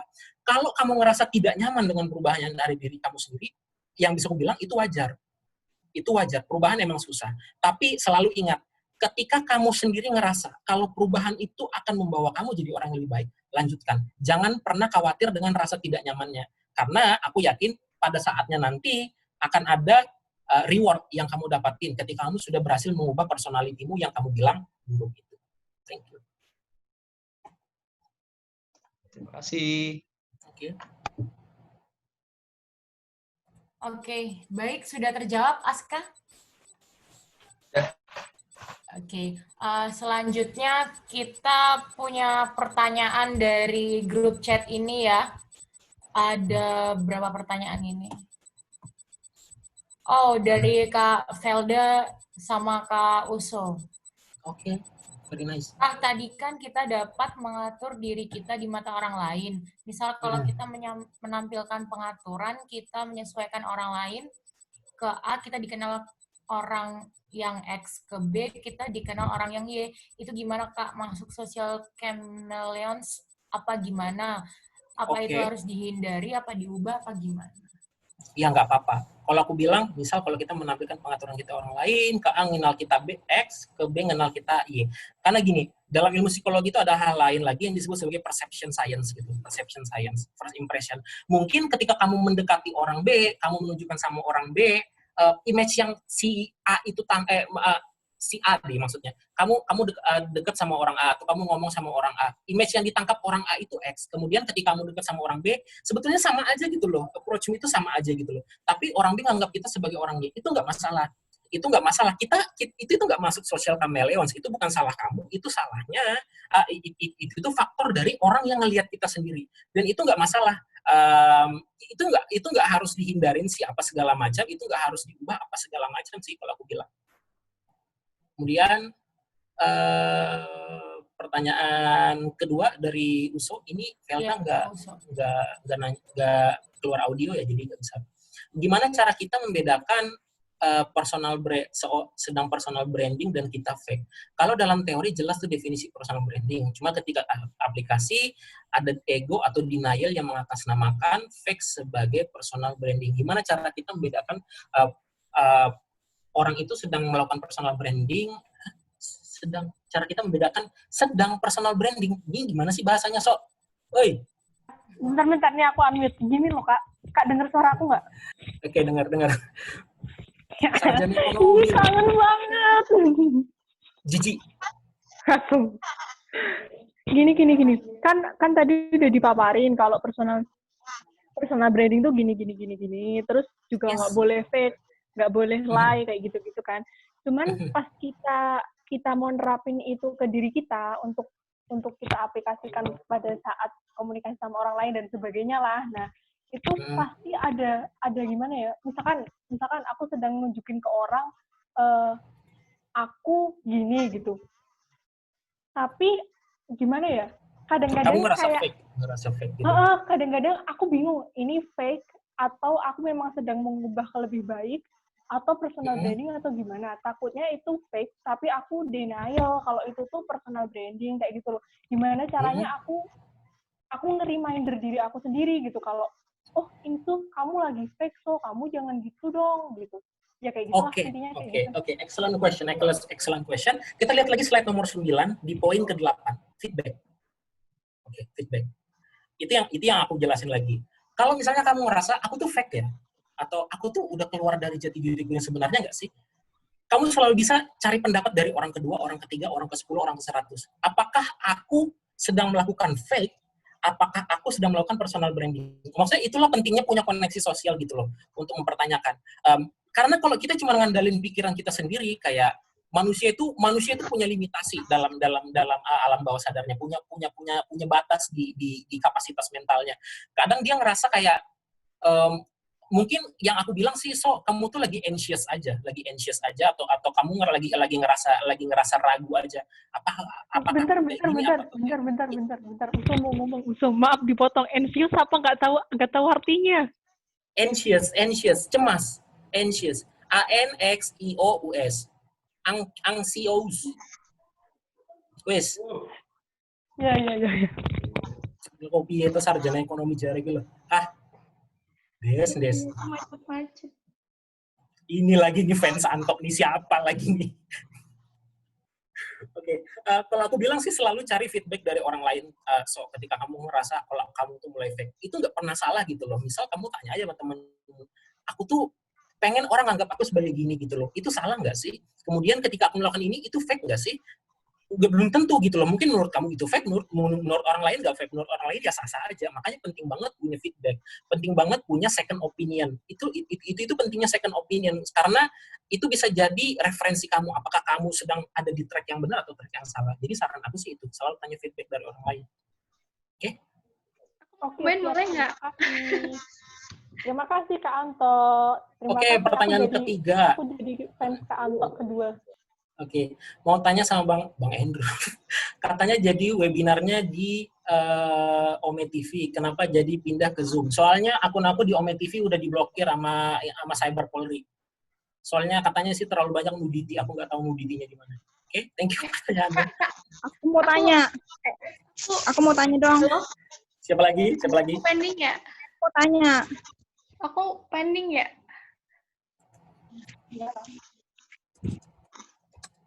Aku mau nanya, apa mau ngajuin pertanyaannya Usa, boleh nggak? Oke, yes. Kan, ini Ren ya, ini kan itu, apa namanya, tadi kan nanya pendapat orang lain kan, tapi kan pendapat orang kan beda-beda. Bisa nggak sih, gimana nggak sih cara kita tuh menyadari kalau emang kita tuh itu salah gitu, tanpa orang lain? itulah kalau misalnya kita udah nanya pendapat orang lain terus pendapatnya nggak benar, kemudian kita lanjut ke step nomor 9, kita review lagi gitu loh. Kalau misalnya kamu udah nanya pendapat orang lain, kemudian kalian ngerasa itu salah, kemudian kamu juga ngerasa itu salah, kamu review aja lagi. Kamu mulai mempertanyakan aja lagi diri kamu sendiri. Itu salah nggak sih? Apa yang kau lakukan itu salah nggak sih? Jangan pernah ragu gitu loh untuk mereview kita sendiri. Dan kalau misalnya kita ngerasa kita ini ngerasa fake, orang lain bilang kita tuh nggak fake, tapi kita masih ngerasa diri kita sendiri fake. Nah, kita harus bisa, kalau aku bilang tuh bahasanya itu berdamai sama pikiran kita. Kalau kita harus mampu meyakinkan diri kita ini nggak fake gitu loh. Ini nggak fake. Kita hanya berusaha jadi orang yang lebih baik lagi. Kita berusaha menampilkan diri kita yang terbaik gitu loh di orang lain. Jadi nggak pernah ada salah situ. Nggak pernah ada salah untuk mereview diri kita sendiri lagi. Oke, Bintang, yes. Kang? Nggak apa-apa, Kak. Ini aku nggak deh. Oh, pertanyaannya tuh jadi itu ya, maksudnya tuh pertanyaan terus Kak Anto jawab. Maksudnya pertanyaan ini buat Kak Anto semua, pertanyaan ini buat itu semua gitu atau gimana? Jadi bisa saling melengkapi gitu kok, Kak. Kumahasia wae lah. Sorry, tak kirain. Oh, enggak. Itu sih aku mau nambahin dikit aja. Ini sih tadi yang Usok sama Riani. Pastikan kalau kita mau nge-branding diri kita, pasti kan ada yang kita tuh niatnya baik, aku tuh pengen kelihatan baik gitu-gitu kan sama orang lain. Maksudnya yang tadinya dinilai jelek dengan perubahan kita, harapannya kan orang lain juga nilai kita, wah dia ada perubahan nih, ada intinya perubahan yang lebih baik gitu kan. Nah, sedangkan itu kan kalau orang yang biasa aja, tapi kan aku percaya sih sebaik-baiknya kita sama orang lain, seusaha kita sama orang lain, tetap kalau ada orang yang nggak suka tuh mungkin istilahnya tuh mungkin haters kali ya. Jadi tuh haters gonna be hate gitu. Jadi haters gonna be hate, yes. Jadi kalau untuk boleh sih kalian dengerin orang lain, tapi untuk yang membangun gitu loh. Kalau untuk yang ngedonin kalian tuh jangan didengerin lah. Maksudnya itu perlu didengerin untuk perubahan yang lebih baik, tapi kalau untuk ngedonin jadi kita minder, jadi kita terus nggak ngelakuin personal branding gitu-gitu, janganlah, karena itu kadang ngaruh banget sih. Gitu. Thank you, Kang. Udah gitu. Oke, pertanyaan selanjutnya. Terima kasih. Baik, terima kasih, Kak. Oke, ada yang mau bertanya lagi? Ini ada apa nih? Satu-satu. Macet. Oke, monggo yang mau tanya. Monggo yang mau bertanya. Mau nanya tapi bingung. Aku pengen nanya. Kok bingung? Gue gak usah bertanyanya kau. Oke. Aku aja deh. Satu. Siapa deh yang duluan? Siapa nih? Yang Teresia Sari. Oke, monggo. Ya. Ini sebenarnya namaku Kurnia Ika ya. Ini ternyata. Lagi loh. Enggak, aku enggak ada. Ini fake banget. Bilang fake tuh kayak gitu. Fake ini. Enggak sengaja ini, aku nggak tahu gimana. Pokoknya ini aku ya. Kalian beberapa lah kenal. Ini aku mau nanya, ada 2 pertanyaan boleh nggak? 10 juga boleh, sampai 10. Oh ya.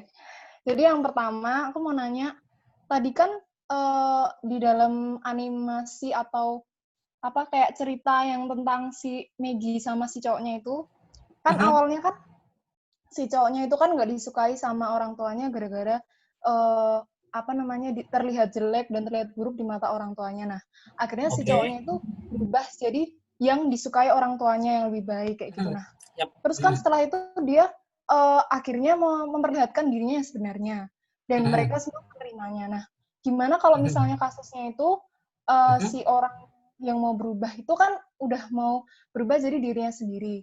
Nah, tapi dia itu ternyata nggak diterima gitu sama kalangan yang di sekitarnya. Itu gimana? Yang pertama. Ya udah. Oke, pilihan pertama. Oke, good. Terus itu mau dijawab dulu atau aku lanjutin? Aku jawab dulu.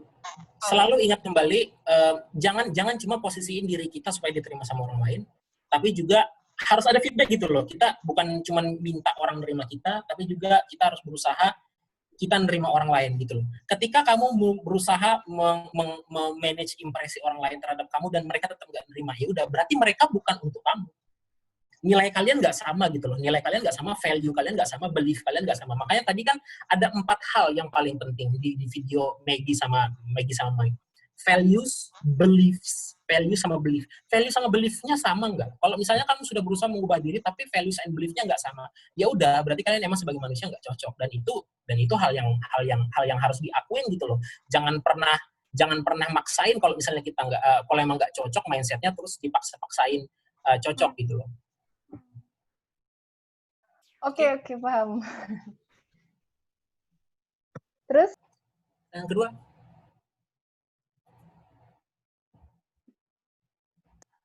Jadi yang kedua itu, sekarang tuh kayak aku ngerasa sih, gimana sih kalau kita masih bingung cara ngebangun branding kita ke orang lain. Jadi kadang-kadang kita tuh bersikap kayak gini sama orang, terus kita berubah lagi, misalnya kita easy going nih, terus kadang kita bisa ngomong tegas juga sama orang, terus kadang kita bisa mudah murung kayak gitu. Nah, itu tuh sebenarnya nggak apa-apa kita lanjutin atau seiring berjalannya waktu bakal berubah, atau kita harus membangun branding kita dari awal. Jadi kita seperti ini kayak gitu, terus kita harus ngelanjutin itu sampai seterusnya kayak gitu. Gimana? Oke, very good question. Pertama, kembali lagi ke slide nomor 9. Malah sebetulnya slide nomor 9 ini satu slide cukup untuk membangun personal brand. Kalau misalnya kamu sama A beda, sama B beda, kamu harus ingat lagi poin nomor 1, 2, 3, 4, 5, 6, konsisten. Kamu udah konsisten nggak memposisikan diri kamu sebagai orang yang cuek atau misalnya sebagai orang yang pintar segala macam? Jadi konsisten nggak? Terus tadi pertanyaan kedua, terus tadi poin keduanya apa? Halo? Apa? Poin keduanya tadi apa setelah kalau tadi pertanyaanmu panjang banget. jadi tuh kita ngerasa kita tuh masih bingung gitu loh nge-branding diri kita sendiri, kayak kadang kita tuh easy going. Nah, tapi kadang kita juga sering murung kayak gitu. Jadi kita masih berubah-ubah kayak gitu, masih belum stabil, masih labil kayak gitu. Oke. Kalau misalnya kayak gitu, pertama, kalau misalnya kalian bingung soal branding, kalian bisa mulai lagi. Tapi tetap kembali ke poin pertama. Kalau misalnya brand kamu adalah orang yang mood swing, dan kamu pengen punya brand kayak gitu, ya nggak masalah. Ketika ada orang yang mampu menerima kamu sebagai orang yang mood swing, ya nggak apa-apa gitu loh. Ya nggak apa-apa. Tapi kalau misalnya kamu merasa kayak ini hal yang salah, tapi aku mau membangun brand diri yang kuat, maka kamu harus evaluasi dirimu sendiri. Ini nggak bisa kayak gini, aku nggak bisa punya brand kayak gini, aku nggak bisa muncul menjadi orang yang kayak gini, dan aku sendiri ngerasa itu salah. Maka kamu harus reevaluasi lagi, kamu harus atur ulang lagi brand kamu, dan kamu harus mulai. Itu yang paling penting. Personal branding itu selalu yang paling penting itu mulai. Gitu. Oke? Oke, makasih banyak Kak jawabannya. Next question. Siapa Baik, nih? ada pertanyaan lagi Kak dari Kak Retma. Wait. Ero tadi udah mau nanya duluan. Monggo. Oh, oke. Sebenarnya gini, ada 2 pertanyaan sih. Yang pertama, itu kan kalau kita dalam membranding diri, ya misal contoh kita ke perusahaan, itu kan kita harus membrandingkan kita kelebihan dan kekurangannya kan, salah satunya. Nah, kelebihan oke lah, aku nggak bakal aku tanyain. Ya kekurangan, misal kita kekurangan kita punya 5, apakah kita harus menyetarakan kekurangan secara menyeluruh, atau kita hanya mempresentasikan kekurangan kita hanya seperlunya aja? Oke, pertama, ini pertanyaan bagus. Kue mau cari jawab kerja? dulu deh, Kak Anto. Monggo. Biar nanti tambahin Kak Anto gitu. Dari tadi aku diem terus. Soalnya udah perfect Kak Anto, jadi aku bingung mau nambahin apa. Iya. Oh ya, aku udah jawab. Aman, santuy, nggak apa-apa. Aku malah pengen dengar juga dari kalian berdua. Nah, jadi tuh emang si HRD pasti nanyain kekurangan kelebihan itu kayaknya udah mainstream banget deh. Tapi kalau bisa tuh ini lebih ke tips and tricks sih.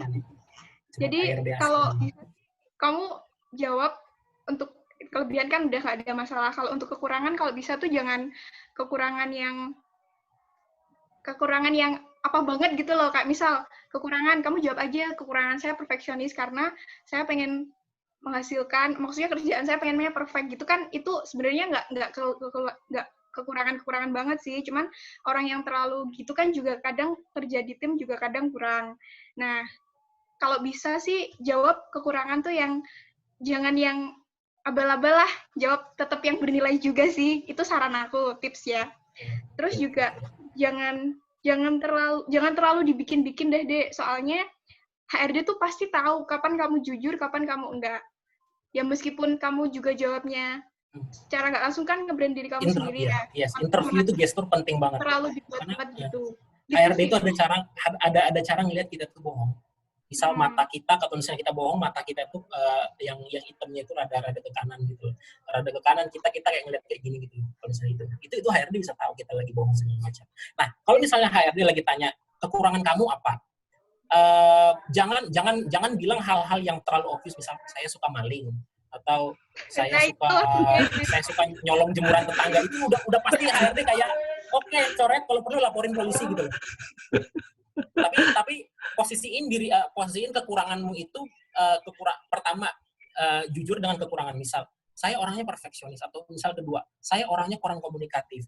Sebutkan aja kekuranganmu dengan benar, tapi HRD pengen dengernya ketika ada interview kayak gitu, gimana cara kamu ngatasin kekuranganmu. Misal kayak tadi dibilang Lintang, saya orangnya perfeksionis. Kenapa saya perfeksionis? Karena saya kesel banget kalau ngeliat kerjaan itu nggak benar, atau kesel banget kalau ngeliat kerjaan itu salah.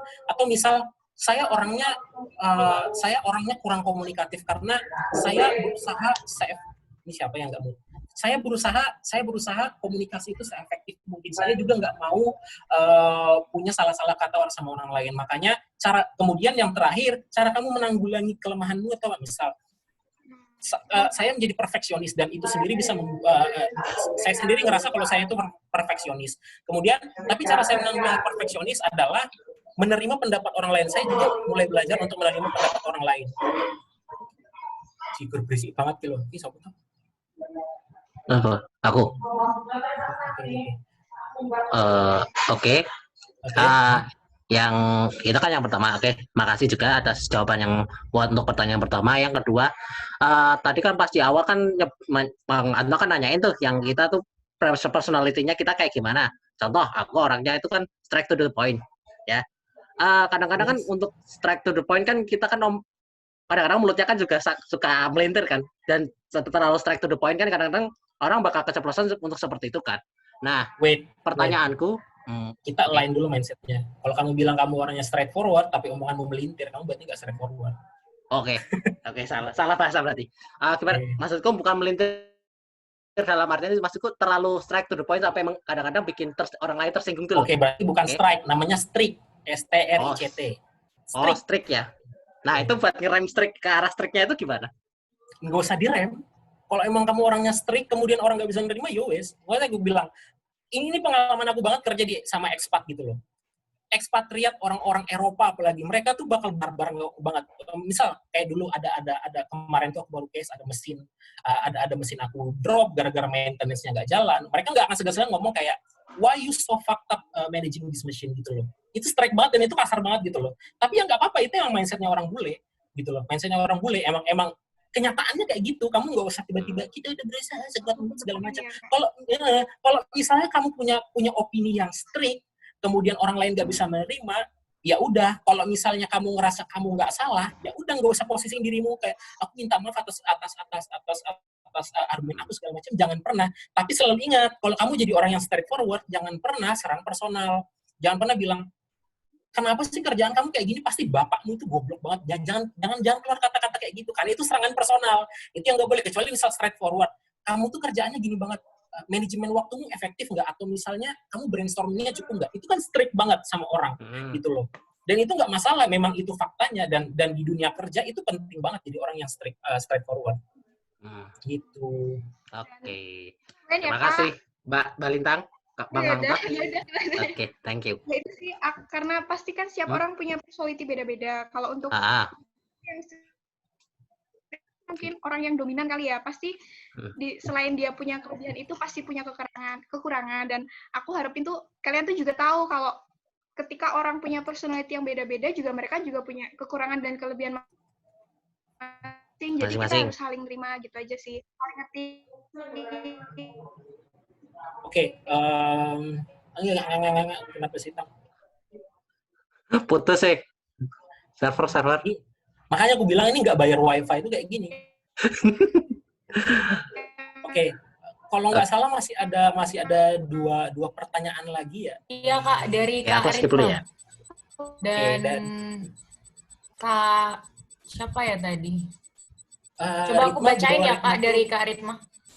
Oke. Oh iya Kak Ritma. Selamat sore Kak Lintang dan Kak Andrew. Apa kabar Kak? Semoga selalu dalam keadaan sehat walafiat. Amin. Saya Maritma. Saya mau bertanya Kak, ada tips dan trik nggak? Bagaimana caranya agar kita mampu membawa pendapat saya agar diterima orang lain? Terima kasih Kak. Aku jawab dulu deh. Kak Ampa, aku jawab dulu. Oke, monggo. Iya. Nanti kan maksudnya jawaban the best-nya kan di Kak Ampa. Paling nggak aku ada kontribusi lah ya. Nah, kalau untuk Ritma nih, yang pertama, kamu tuh kalau bisa tuh nyampain pendapat tuh yang jelas tuh menyeluruh. Gimana ya? Maksudnya tuh lihat orang lain juga untuk kepentingan. Maksudnya kamu menyampaikan pendapat tuh untuk kepentingan bersama juga, nggak untuk kepentingan dirimu sendiri. Pasti nanti juga orang lain akan, wah iya ya, ternyata benar gitu. Terus kalau misalnya benar. Kalau misal gitu sih, gitu aja udah. Aneh ngapain, Oi? Blank kan tadinya. Dan lanjut ke Anto dulu deh. Baik, silakan Kak. Oke. Ini sebetulnya dulu manajer aku ada ngasih datanya di sini, cuman aku nggak ketemu. Oke. Kalau pesannya dari bos aku, gimana caranya bisa membawa pendapat kita itu diterima sama orang lain? Yang pertama, ntar ini kok nggak muncul sih? Screenku hilang coy. Oke. Gimana cara kita membawa supaya pendapat kita itu diterima sama orang lain? Kalau aku, pertama, be simple. Kadang orang tuh nolak pendapat kita bukan karena pendapat kita itu salah, tapi karena cara kita ngungkapinnya itu segala macam gitu. Be simple, be concise, be strict. Sama kayak yang dibilang Ero tadi. Be simple, be concise, be strict. Singkat, padat, jelas. Kemudian yang kedua, supportlah dengan data. Supportlah dengan analogi yang bagus. Misal, aku nggak mau pesan makanan dari si A. Karena apa? Pengalaman tahun lalu itu kayak gini. Harganya kayak gini. Kemudian ketika kita beli kualitasnya kayak gini, segala macam. Tunjukin data gitu loh. Kalau untuk meyakinkan kalau misalnya kita kasih itu lagi, kualitasnya bakal jelek, harganya bakal mahal gitu loh. Orang biasanya kalau misalnya sudah kita fokuskan pada itu simple, concise, kemudian data, mereka masih nggak terima, mulailah dengan step ketiga. Kamu harus selalu jadi orang yang continue terus gitu loh. Jadi nggak diterima hari ini pendapatnya, besok ajukan lagi, besok ada meeting, besok ajukan lagi gitu loh. Kalau misal memang udah nggak ada harapan 10 kali diajuin, mereka tetap bilang enggak gitu loh. Berarti salahnya bukan di kamu lagi. Kecuali memang mereka mampu memberikan counter argumen gitu loh. Pendapatmu tuh salah gini apa segala macam, dan mereka berhasil buktiin salah, dan emang kamu sendiri ngerasa itu salah, oke, out of question, itu udah gak ada apa lagi. Tapi kalau misalnya kamu ngerasa kalau sebetulnya secara logis ini adalah pendapat yang benar, dan ketika kamu tanya dengan second opinion, kamu tanya dengan orang lain, memang pendapatmu yang benar, tapi orang lain tetap nggak mau menerima, ya udah kita agree to disagree aja. Kalau memang kita itu pendapatnya beda gitu loh, berarti memang orang itu nggak mau membuka pikirannya untuk menerima pendapat kita. Mungkin motivasinya mereka nggak kita salah segala macam. Jadi itu sih caranya. Dan kalau ujung-ujungnya pendapatmu nggak diterima, ya udah nggak usah apa-apa. Yang penting kamu udah mengasih argumentasi yang bagus. Toh ketika mereka salah, ya itu salah mereka gitu loh. Gitu. Kemudian terakhir dari Rian Alfian di bawahnya Maritma. Bang, bisa nggak sih tujuan kita itu mempengaruhi personal branding kita, bahkan bisa jadi fake gitu karena tujuannya? Iya, bisa banget. Contohnya ketika misal kalian di kerjaan, kalian tahu nih kalau misalnya kalian mau promosi atau misalnya kalian mau dapat kenaikan gaji yang bagus, kalian harus bikin bos-bos kalian harus ngebacotin bos-bos kalian segala macam, dan kalian akhirnya bisa pergi dari diri kalian sendiri. Kalian bisa jadi fake, kalian bisa jadi people pleaser. Itu bisa banget terjadi, dan kalau aku bilang itu sering banget terjadi gitu loh. Dan ketika itu terjadi ya kalau bisa aku bilang personal brandingmu sekarang jadi orang yang people pleaser. Personal brandingmu sekarang di mata-mata orang itu people pleaser gitu loh. Dan tapi kita nggak bisa bilang itu salah nggak, atau misalnya itu benar nggak. Ya nggak ada argumen yang valid soal itu.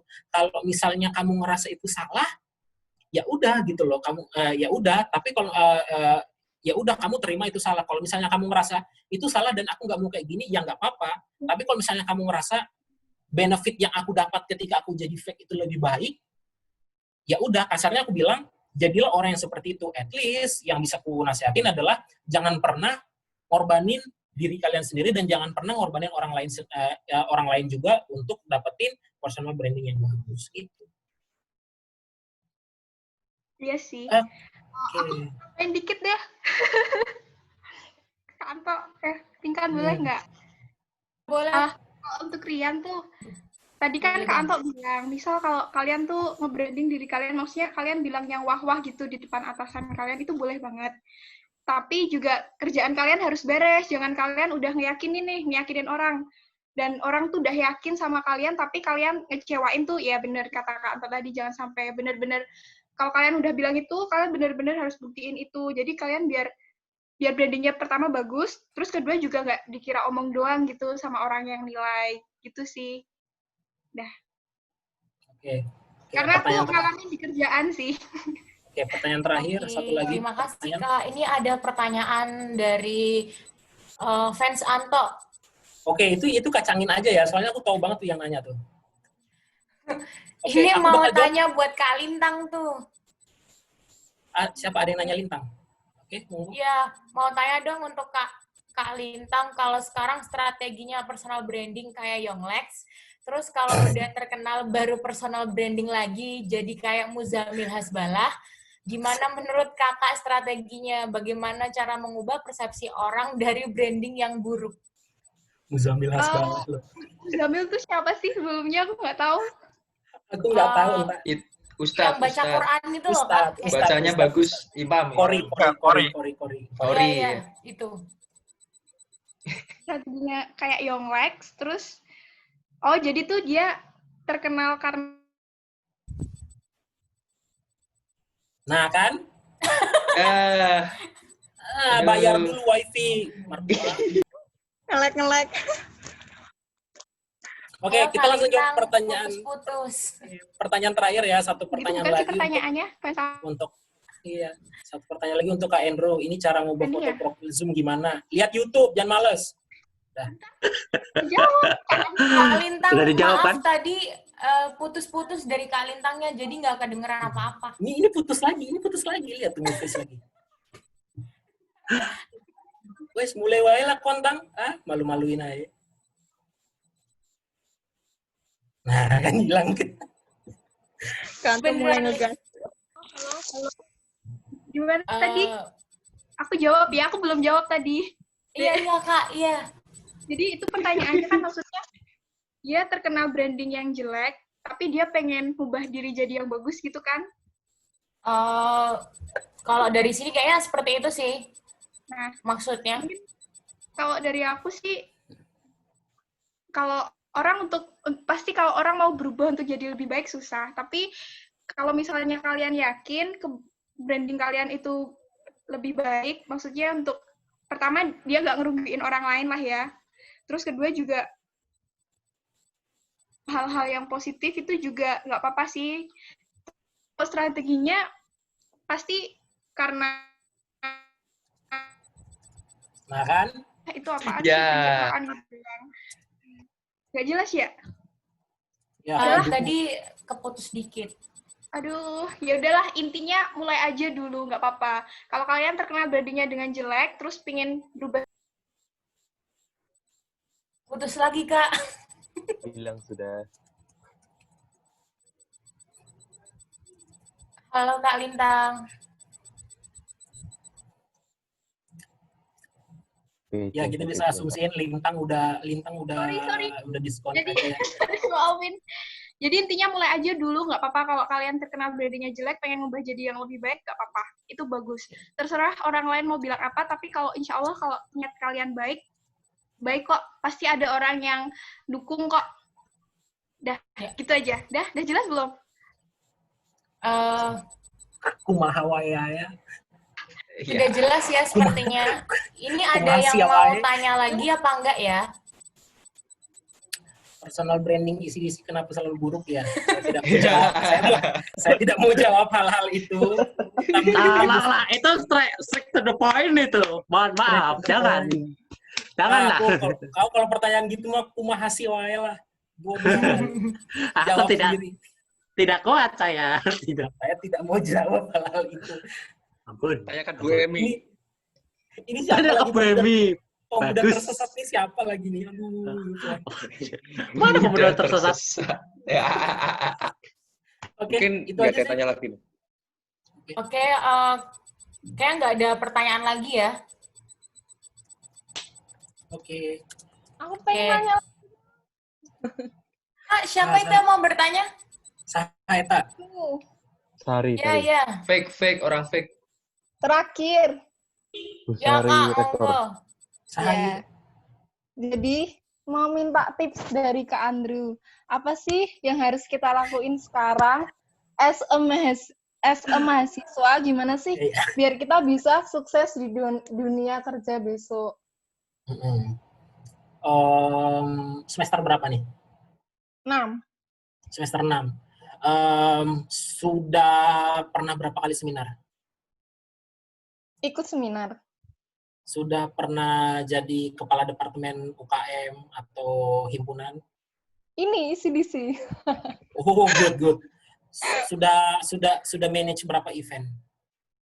Event. Maksudnya jadi panitia kan? Jadi panitia. Udah ada 11 nggak? 11, 10, 15? Ada kayaknya. Mungkin. Ada. Nggak pernah ngitung. Kemudian, apa sih yang harus kalian lakukan sekarang supaya kalian bisa jadi brand orang baik? Aku akan kasih contoh. Dari jurusan apa? Manajemen. Gede banget tuh juga. Gede banget. Oke, aku akan approach dari sisi manajemen ya. Kamu di manajemen konsentrasinya apa? Belum. Nggak ada. Masa nggak ada konsentrasi sih manajemen? Kayaknya ada deh dulu. Misal kayak manajemen SDM, ada manajemen keuangan, ada manajemen ini. Ngambil semua, ngerasain semua, tapi skripsinya satu nanti. Wah, rombongan. Skripsinya mau ngambil apa? MSDM. MSDM. Sih, tapi kan nggak tahu dapetnya apa nanti. Oke. Yang sekarang nggak ada di MSDM apa? Yang tenaga, yang sub keahlian MSDM yang sekarang masih kurang. Pernah mikir ke situ nggak? Misal, kalau aku ngomong MSDM, aku jujur aja. Kalian orang SDM bakal bersaing sama satu yang paling kuat, psikologi. Psikologi itu musuh kalian paling utama, manajemen SDM. Manajemen SDM. Yang kedua, orang sosiologi, orang antropologi, itu tuh saingan terbesar kalian MSDM. Karena apa? HR aku sendiri orang antropologi, bukan orang HRD, bukan orang HR gitu loh. Jadi, kalau misalnya kamu mau develop diri kamu sendiri supaya siap di tenaga kerja, carilah sesuatu, fokuslah pada sesuatu yang belum pernah ada di orang lain. Jadi, misal kamu ketemu misal kamu lagi interview, ketemu lulusan UPN, ketemu lulusan UI misal, atau misalnya ketemu lulusan UI sih, kalau aku bilang UI, kalau manajemen yang paling kuat. Nah, yang dipunyain orang UI, yang nggak kamu punya apa? Itu kamu harus bisa kuasain dulu. Kemudian, keahlian apa yang orang UI nggak punya tapi kamu punya, itu tuh harus kamu emphasize gitu loh. Kamu harus bisa apa? Kedua, aktiflah di segala kegiatan. Jangan pernah jadi mahasiswa kupu-kupu gitu loh. Kuliah pulang, kuliah tiap hari. Kalau misalnya ada yang ngomong sama aku, Kak, aku tiap hari kuliah capek banget, tidur cuma 6 jam. Aku tuh kayak tiap hari cuma belajar doang, tidur cuma 8 jam per hari. Aku bilang, kalian kalau mahasiswa tidur 8 jam per hari, mending kalian gak usah jadi mahasiswa lah. Ini kalian gak usah jadi mahasiswa, jadi tukang masak aja udah. Karena ya ketika mahasiswa ini kesempatan terbaik kalian untuk belajar gitu loh. Ini kesempatan terbaik kalian. Hari ini kalian meeting ini, hari meeting ini segala macam. Kemudian kalian harus manage ulangan, harus manage UTS apa segala macam, itu tuh harus bisa gitu loh. Membiasakan, kalian harus bisa membiasakan diri Trengginas, membiasakan diri kalian ganas, membiasakan diri kalian update dengan hal-hal terbaru. Apa sih yang harus aku kuasain lagi di bidang MSDM? Itu tuh poin yang harus di-emphasize. Udah. Iya. Oke, Makasih, Kak. Wes, buka puasa lagi loh. Baik, itu sepertinya pertanyaan terakhir ya, teman-teman. Oke, kita ini sudah di penghujung acara.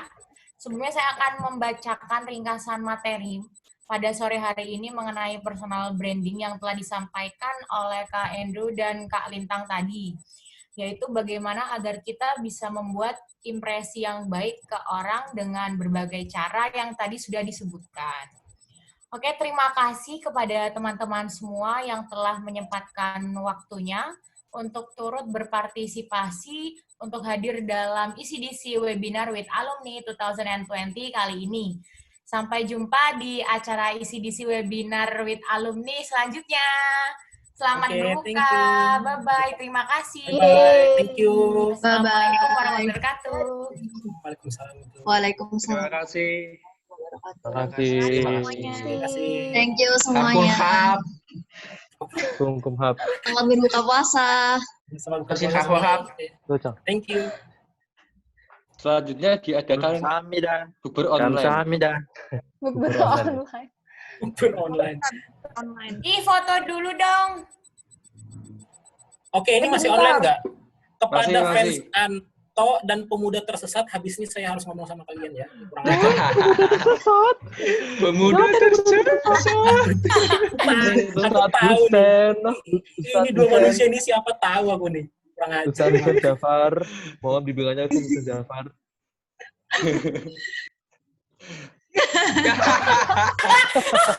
Oh iya. Astagfirullahaladzim. Iya. Aku mau mengabadikan dulu ambil. Tunggu kayak gini nih. Sumpah bangsat banget. Iya. Iya, 19 pada tahu ya? Enggak tahu. Fun fact. Fun fact banget. Buruan nih foto. Ini nih yang belum muncul wajahnya. Yang belum muncul. Ya ampun. Cok, please lah, Cok. Nggak ada akhlak semua ini. Nggak kelihatan mukanya. Kena. Fans Anto muncul woi. Siapa kamu nih?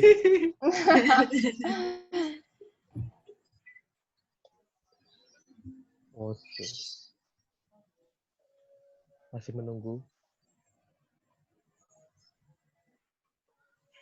Mana nih? Oke, kita mulai aja ya. Ini tapi masih banyak sih yang nggak kelihatan. Iya, nggak seru. Yo. Apa nih? Halo. Aku nunggu fans Foto. Kalian. Apa lah ya? Kita mulai ya. Bentar. Oh, udah. Oh ya. Ini apa nih? Ini apa nih? Ayo, Foto doang. itu yang belum, Tumpeng. Ayo, pemuda tersesat. Pemuda tersesat itu belum.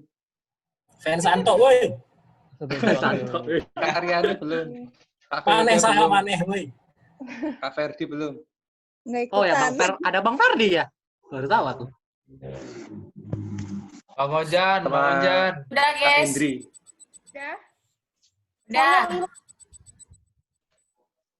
Udah apaan ini? Udah mau mulai apa udah selesai? Udah di foto. Udah Di screenshot aja. Atau ping. Apa? Back screen. Ya, sudah. Moderator. Sudah, teman. Oke. Udah bergaya nih. Ya, adik-adik semua, sukses selalu, good luck. Mbak Lita, terima kamu belum tak kasih. balas deh. Nanti tak balas ya, nanti. Kan? Baru Oh cek. iya, nggak apa-apa. Wah, bujang memang kau ini ya. Pokoknya Oh. jangan malu Bang tanya-tanya Fakri. ke kakak-kakak. Aku udah Halo, tahu Bang. ini siapa nih. Siapa Orang Lintang? berkeliaran nih emang nih. Udah bubar buka puasa, Wak. Nggak salah, nggak penting lah itu. Halo Bang Fakri. Hamin 3. Oke Bang, sekarang materi kultum Bang. Materi kultum, Buka puasa. Kok gini? Hei. Sumpang mas, sumpang. Nah, Andrew katanya mau live Bigo. Bigo. Bigo. Saya mau lihat, Kemarin saya mau mau live lihat. Bigo, cuman udah Saya mau digerebek lihat. sama Polri, makanya udah nggak live Bigo lagi. Terus nih mau ngapain? Nggak tahu. Ada hukum, Mas, hukum. Online katanya. 5 menit dulu hadis today apa? Today's hadis. Apa? Hadis Ya hari udah, ini untuk apa hadis hari ini? Bang, tutup, untuk Bang. menutup hari ini ya Akhirin satu dengan kalimat aja ya. Ingat kalau kita ini hati-hati, semua hati-hati. Ingat kalau kita ini semua hanyalah tumpukan momen yang tidak bisa menjadi komitmen. Astagfirullah, Masya Allah. Subhanallah. Subhanallah. Siapa nih calon? Ada Nur, ada Nur. Bubar. Mbak Nur. Bentar, di foto. Difoto. Ntar. Lagi lo genah kilo, Pak Fahri kilo. Besok dia aja. Aing baru pulang kerja. Ntar dulu, jangan. Sekarang jadi budak korporat. Weh, kau pikir aku nggak budak korporat? Budak korporat. Saya juga skripsi juga budak korporat juga. Budak Cina. Mau profit perusahaan. Itu lebih benar segini. lagi. Budak Cina. Bagus. Ya Allah. Itu harus diperketat itu. Jangan kaget ya, besok kalau kalian mau kerja di BCA, CIMB, itu bosnya Cina semua itu. Ya Jadi iyalah. yang sekarang IG-nya rame anti Cina, jangan harap bisa keterima sih. Jangan harap. Kerja di Kita punya perusahaan teman, lokal Kak. aja udah. Kita pakai Mas Adri, Kak, nanti, Kak. Jalur dalam. Orang dalam. Orang dalam, Kak. Jalur gongsi pacai. Nepotisme number 1. Oke, udah bubar ah. Gak usah lah, Oke. gak usah lah. Ikut. Makasih ya, Kak. Makasih semua. Thank you. Bye-bye. Kak Lintang dan Kak Andrew, Anto. Gusa, Terima kasih Kak Lintang Nia, dan Kak Bang Fakri, Kak Anto. Kak Ferdi. Aku duluan ya. Yuk, hati Ya. Mas. Hati Terima Mas. kasih. Aku juga izin live ya. Kemana? Cara keluarnya gimana? Tinggal live, Bang. Ini beneran baru nginstal doang. Gimana ya? Aku juga baru install, Kak. Oh, ini live, Ding. Dadah, Kak. Live Ini ini yang ngapain lain? sini live? Yang lain gimana? Tolong udah azan. Duluan ya. Aku. Baik, Teman-teman, aku pamit dulu ya. Gak usah, posternya Oke, sudah thank jadi. you. Bye-bye. Sudah, Pak. Sudah. Bentar, terima kasih. Bonus story Instagram. Oh. Terima kasih. Upload juga Drive. Oke. Oh iya, siap. Terima kasih. Terima kasih. Kira aku juga pamit deh. Makasih ya semuanya. Oke, Makasih. makasih. Jangan di-share.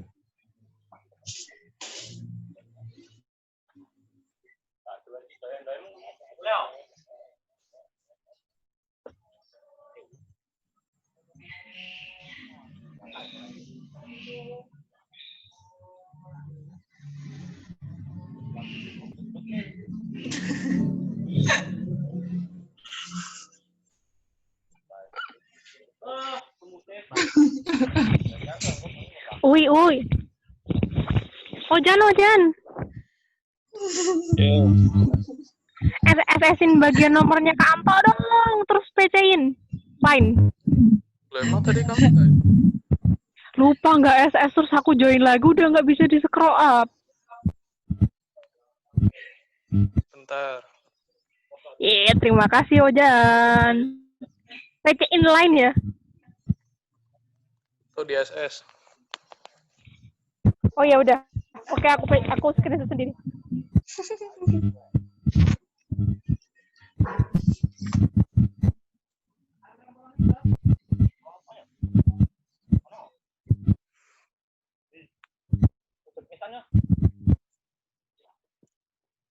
pas di ngarepanmu itu dari Mas Andino.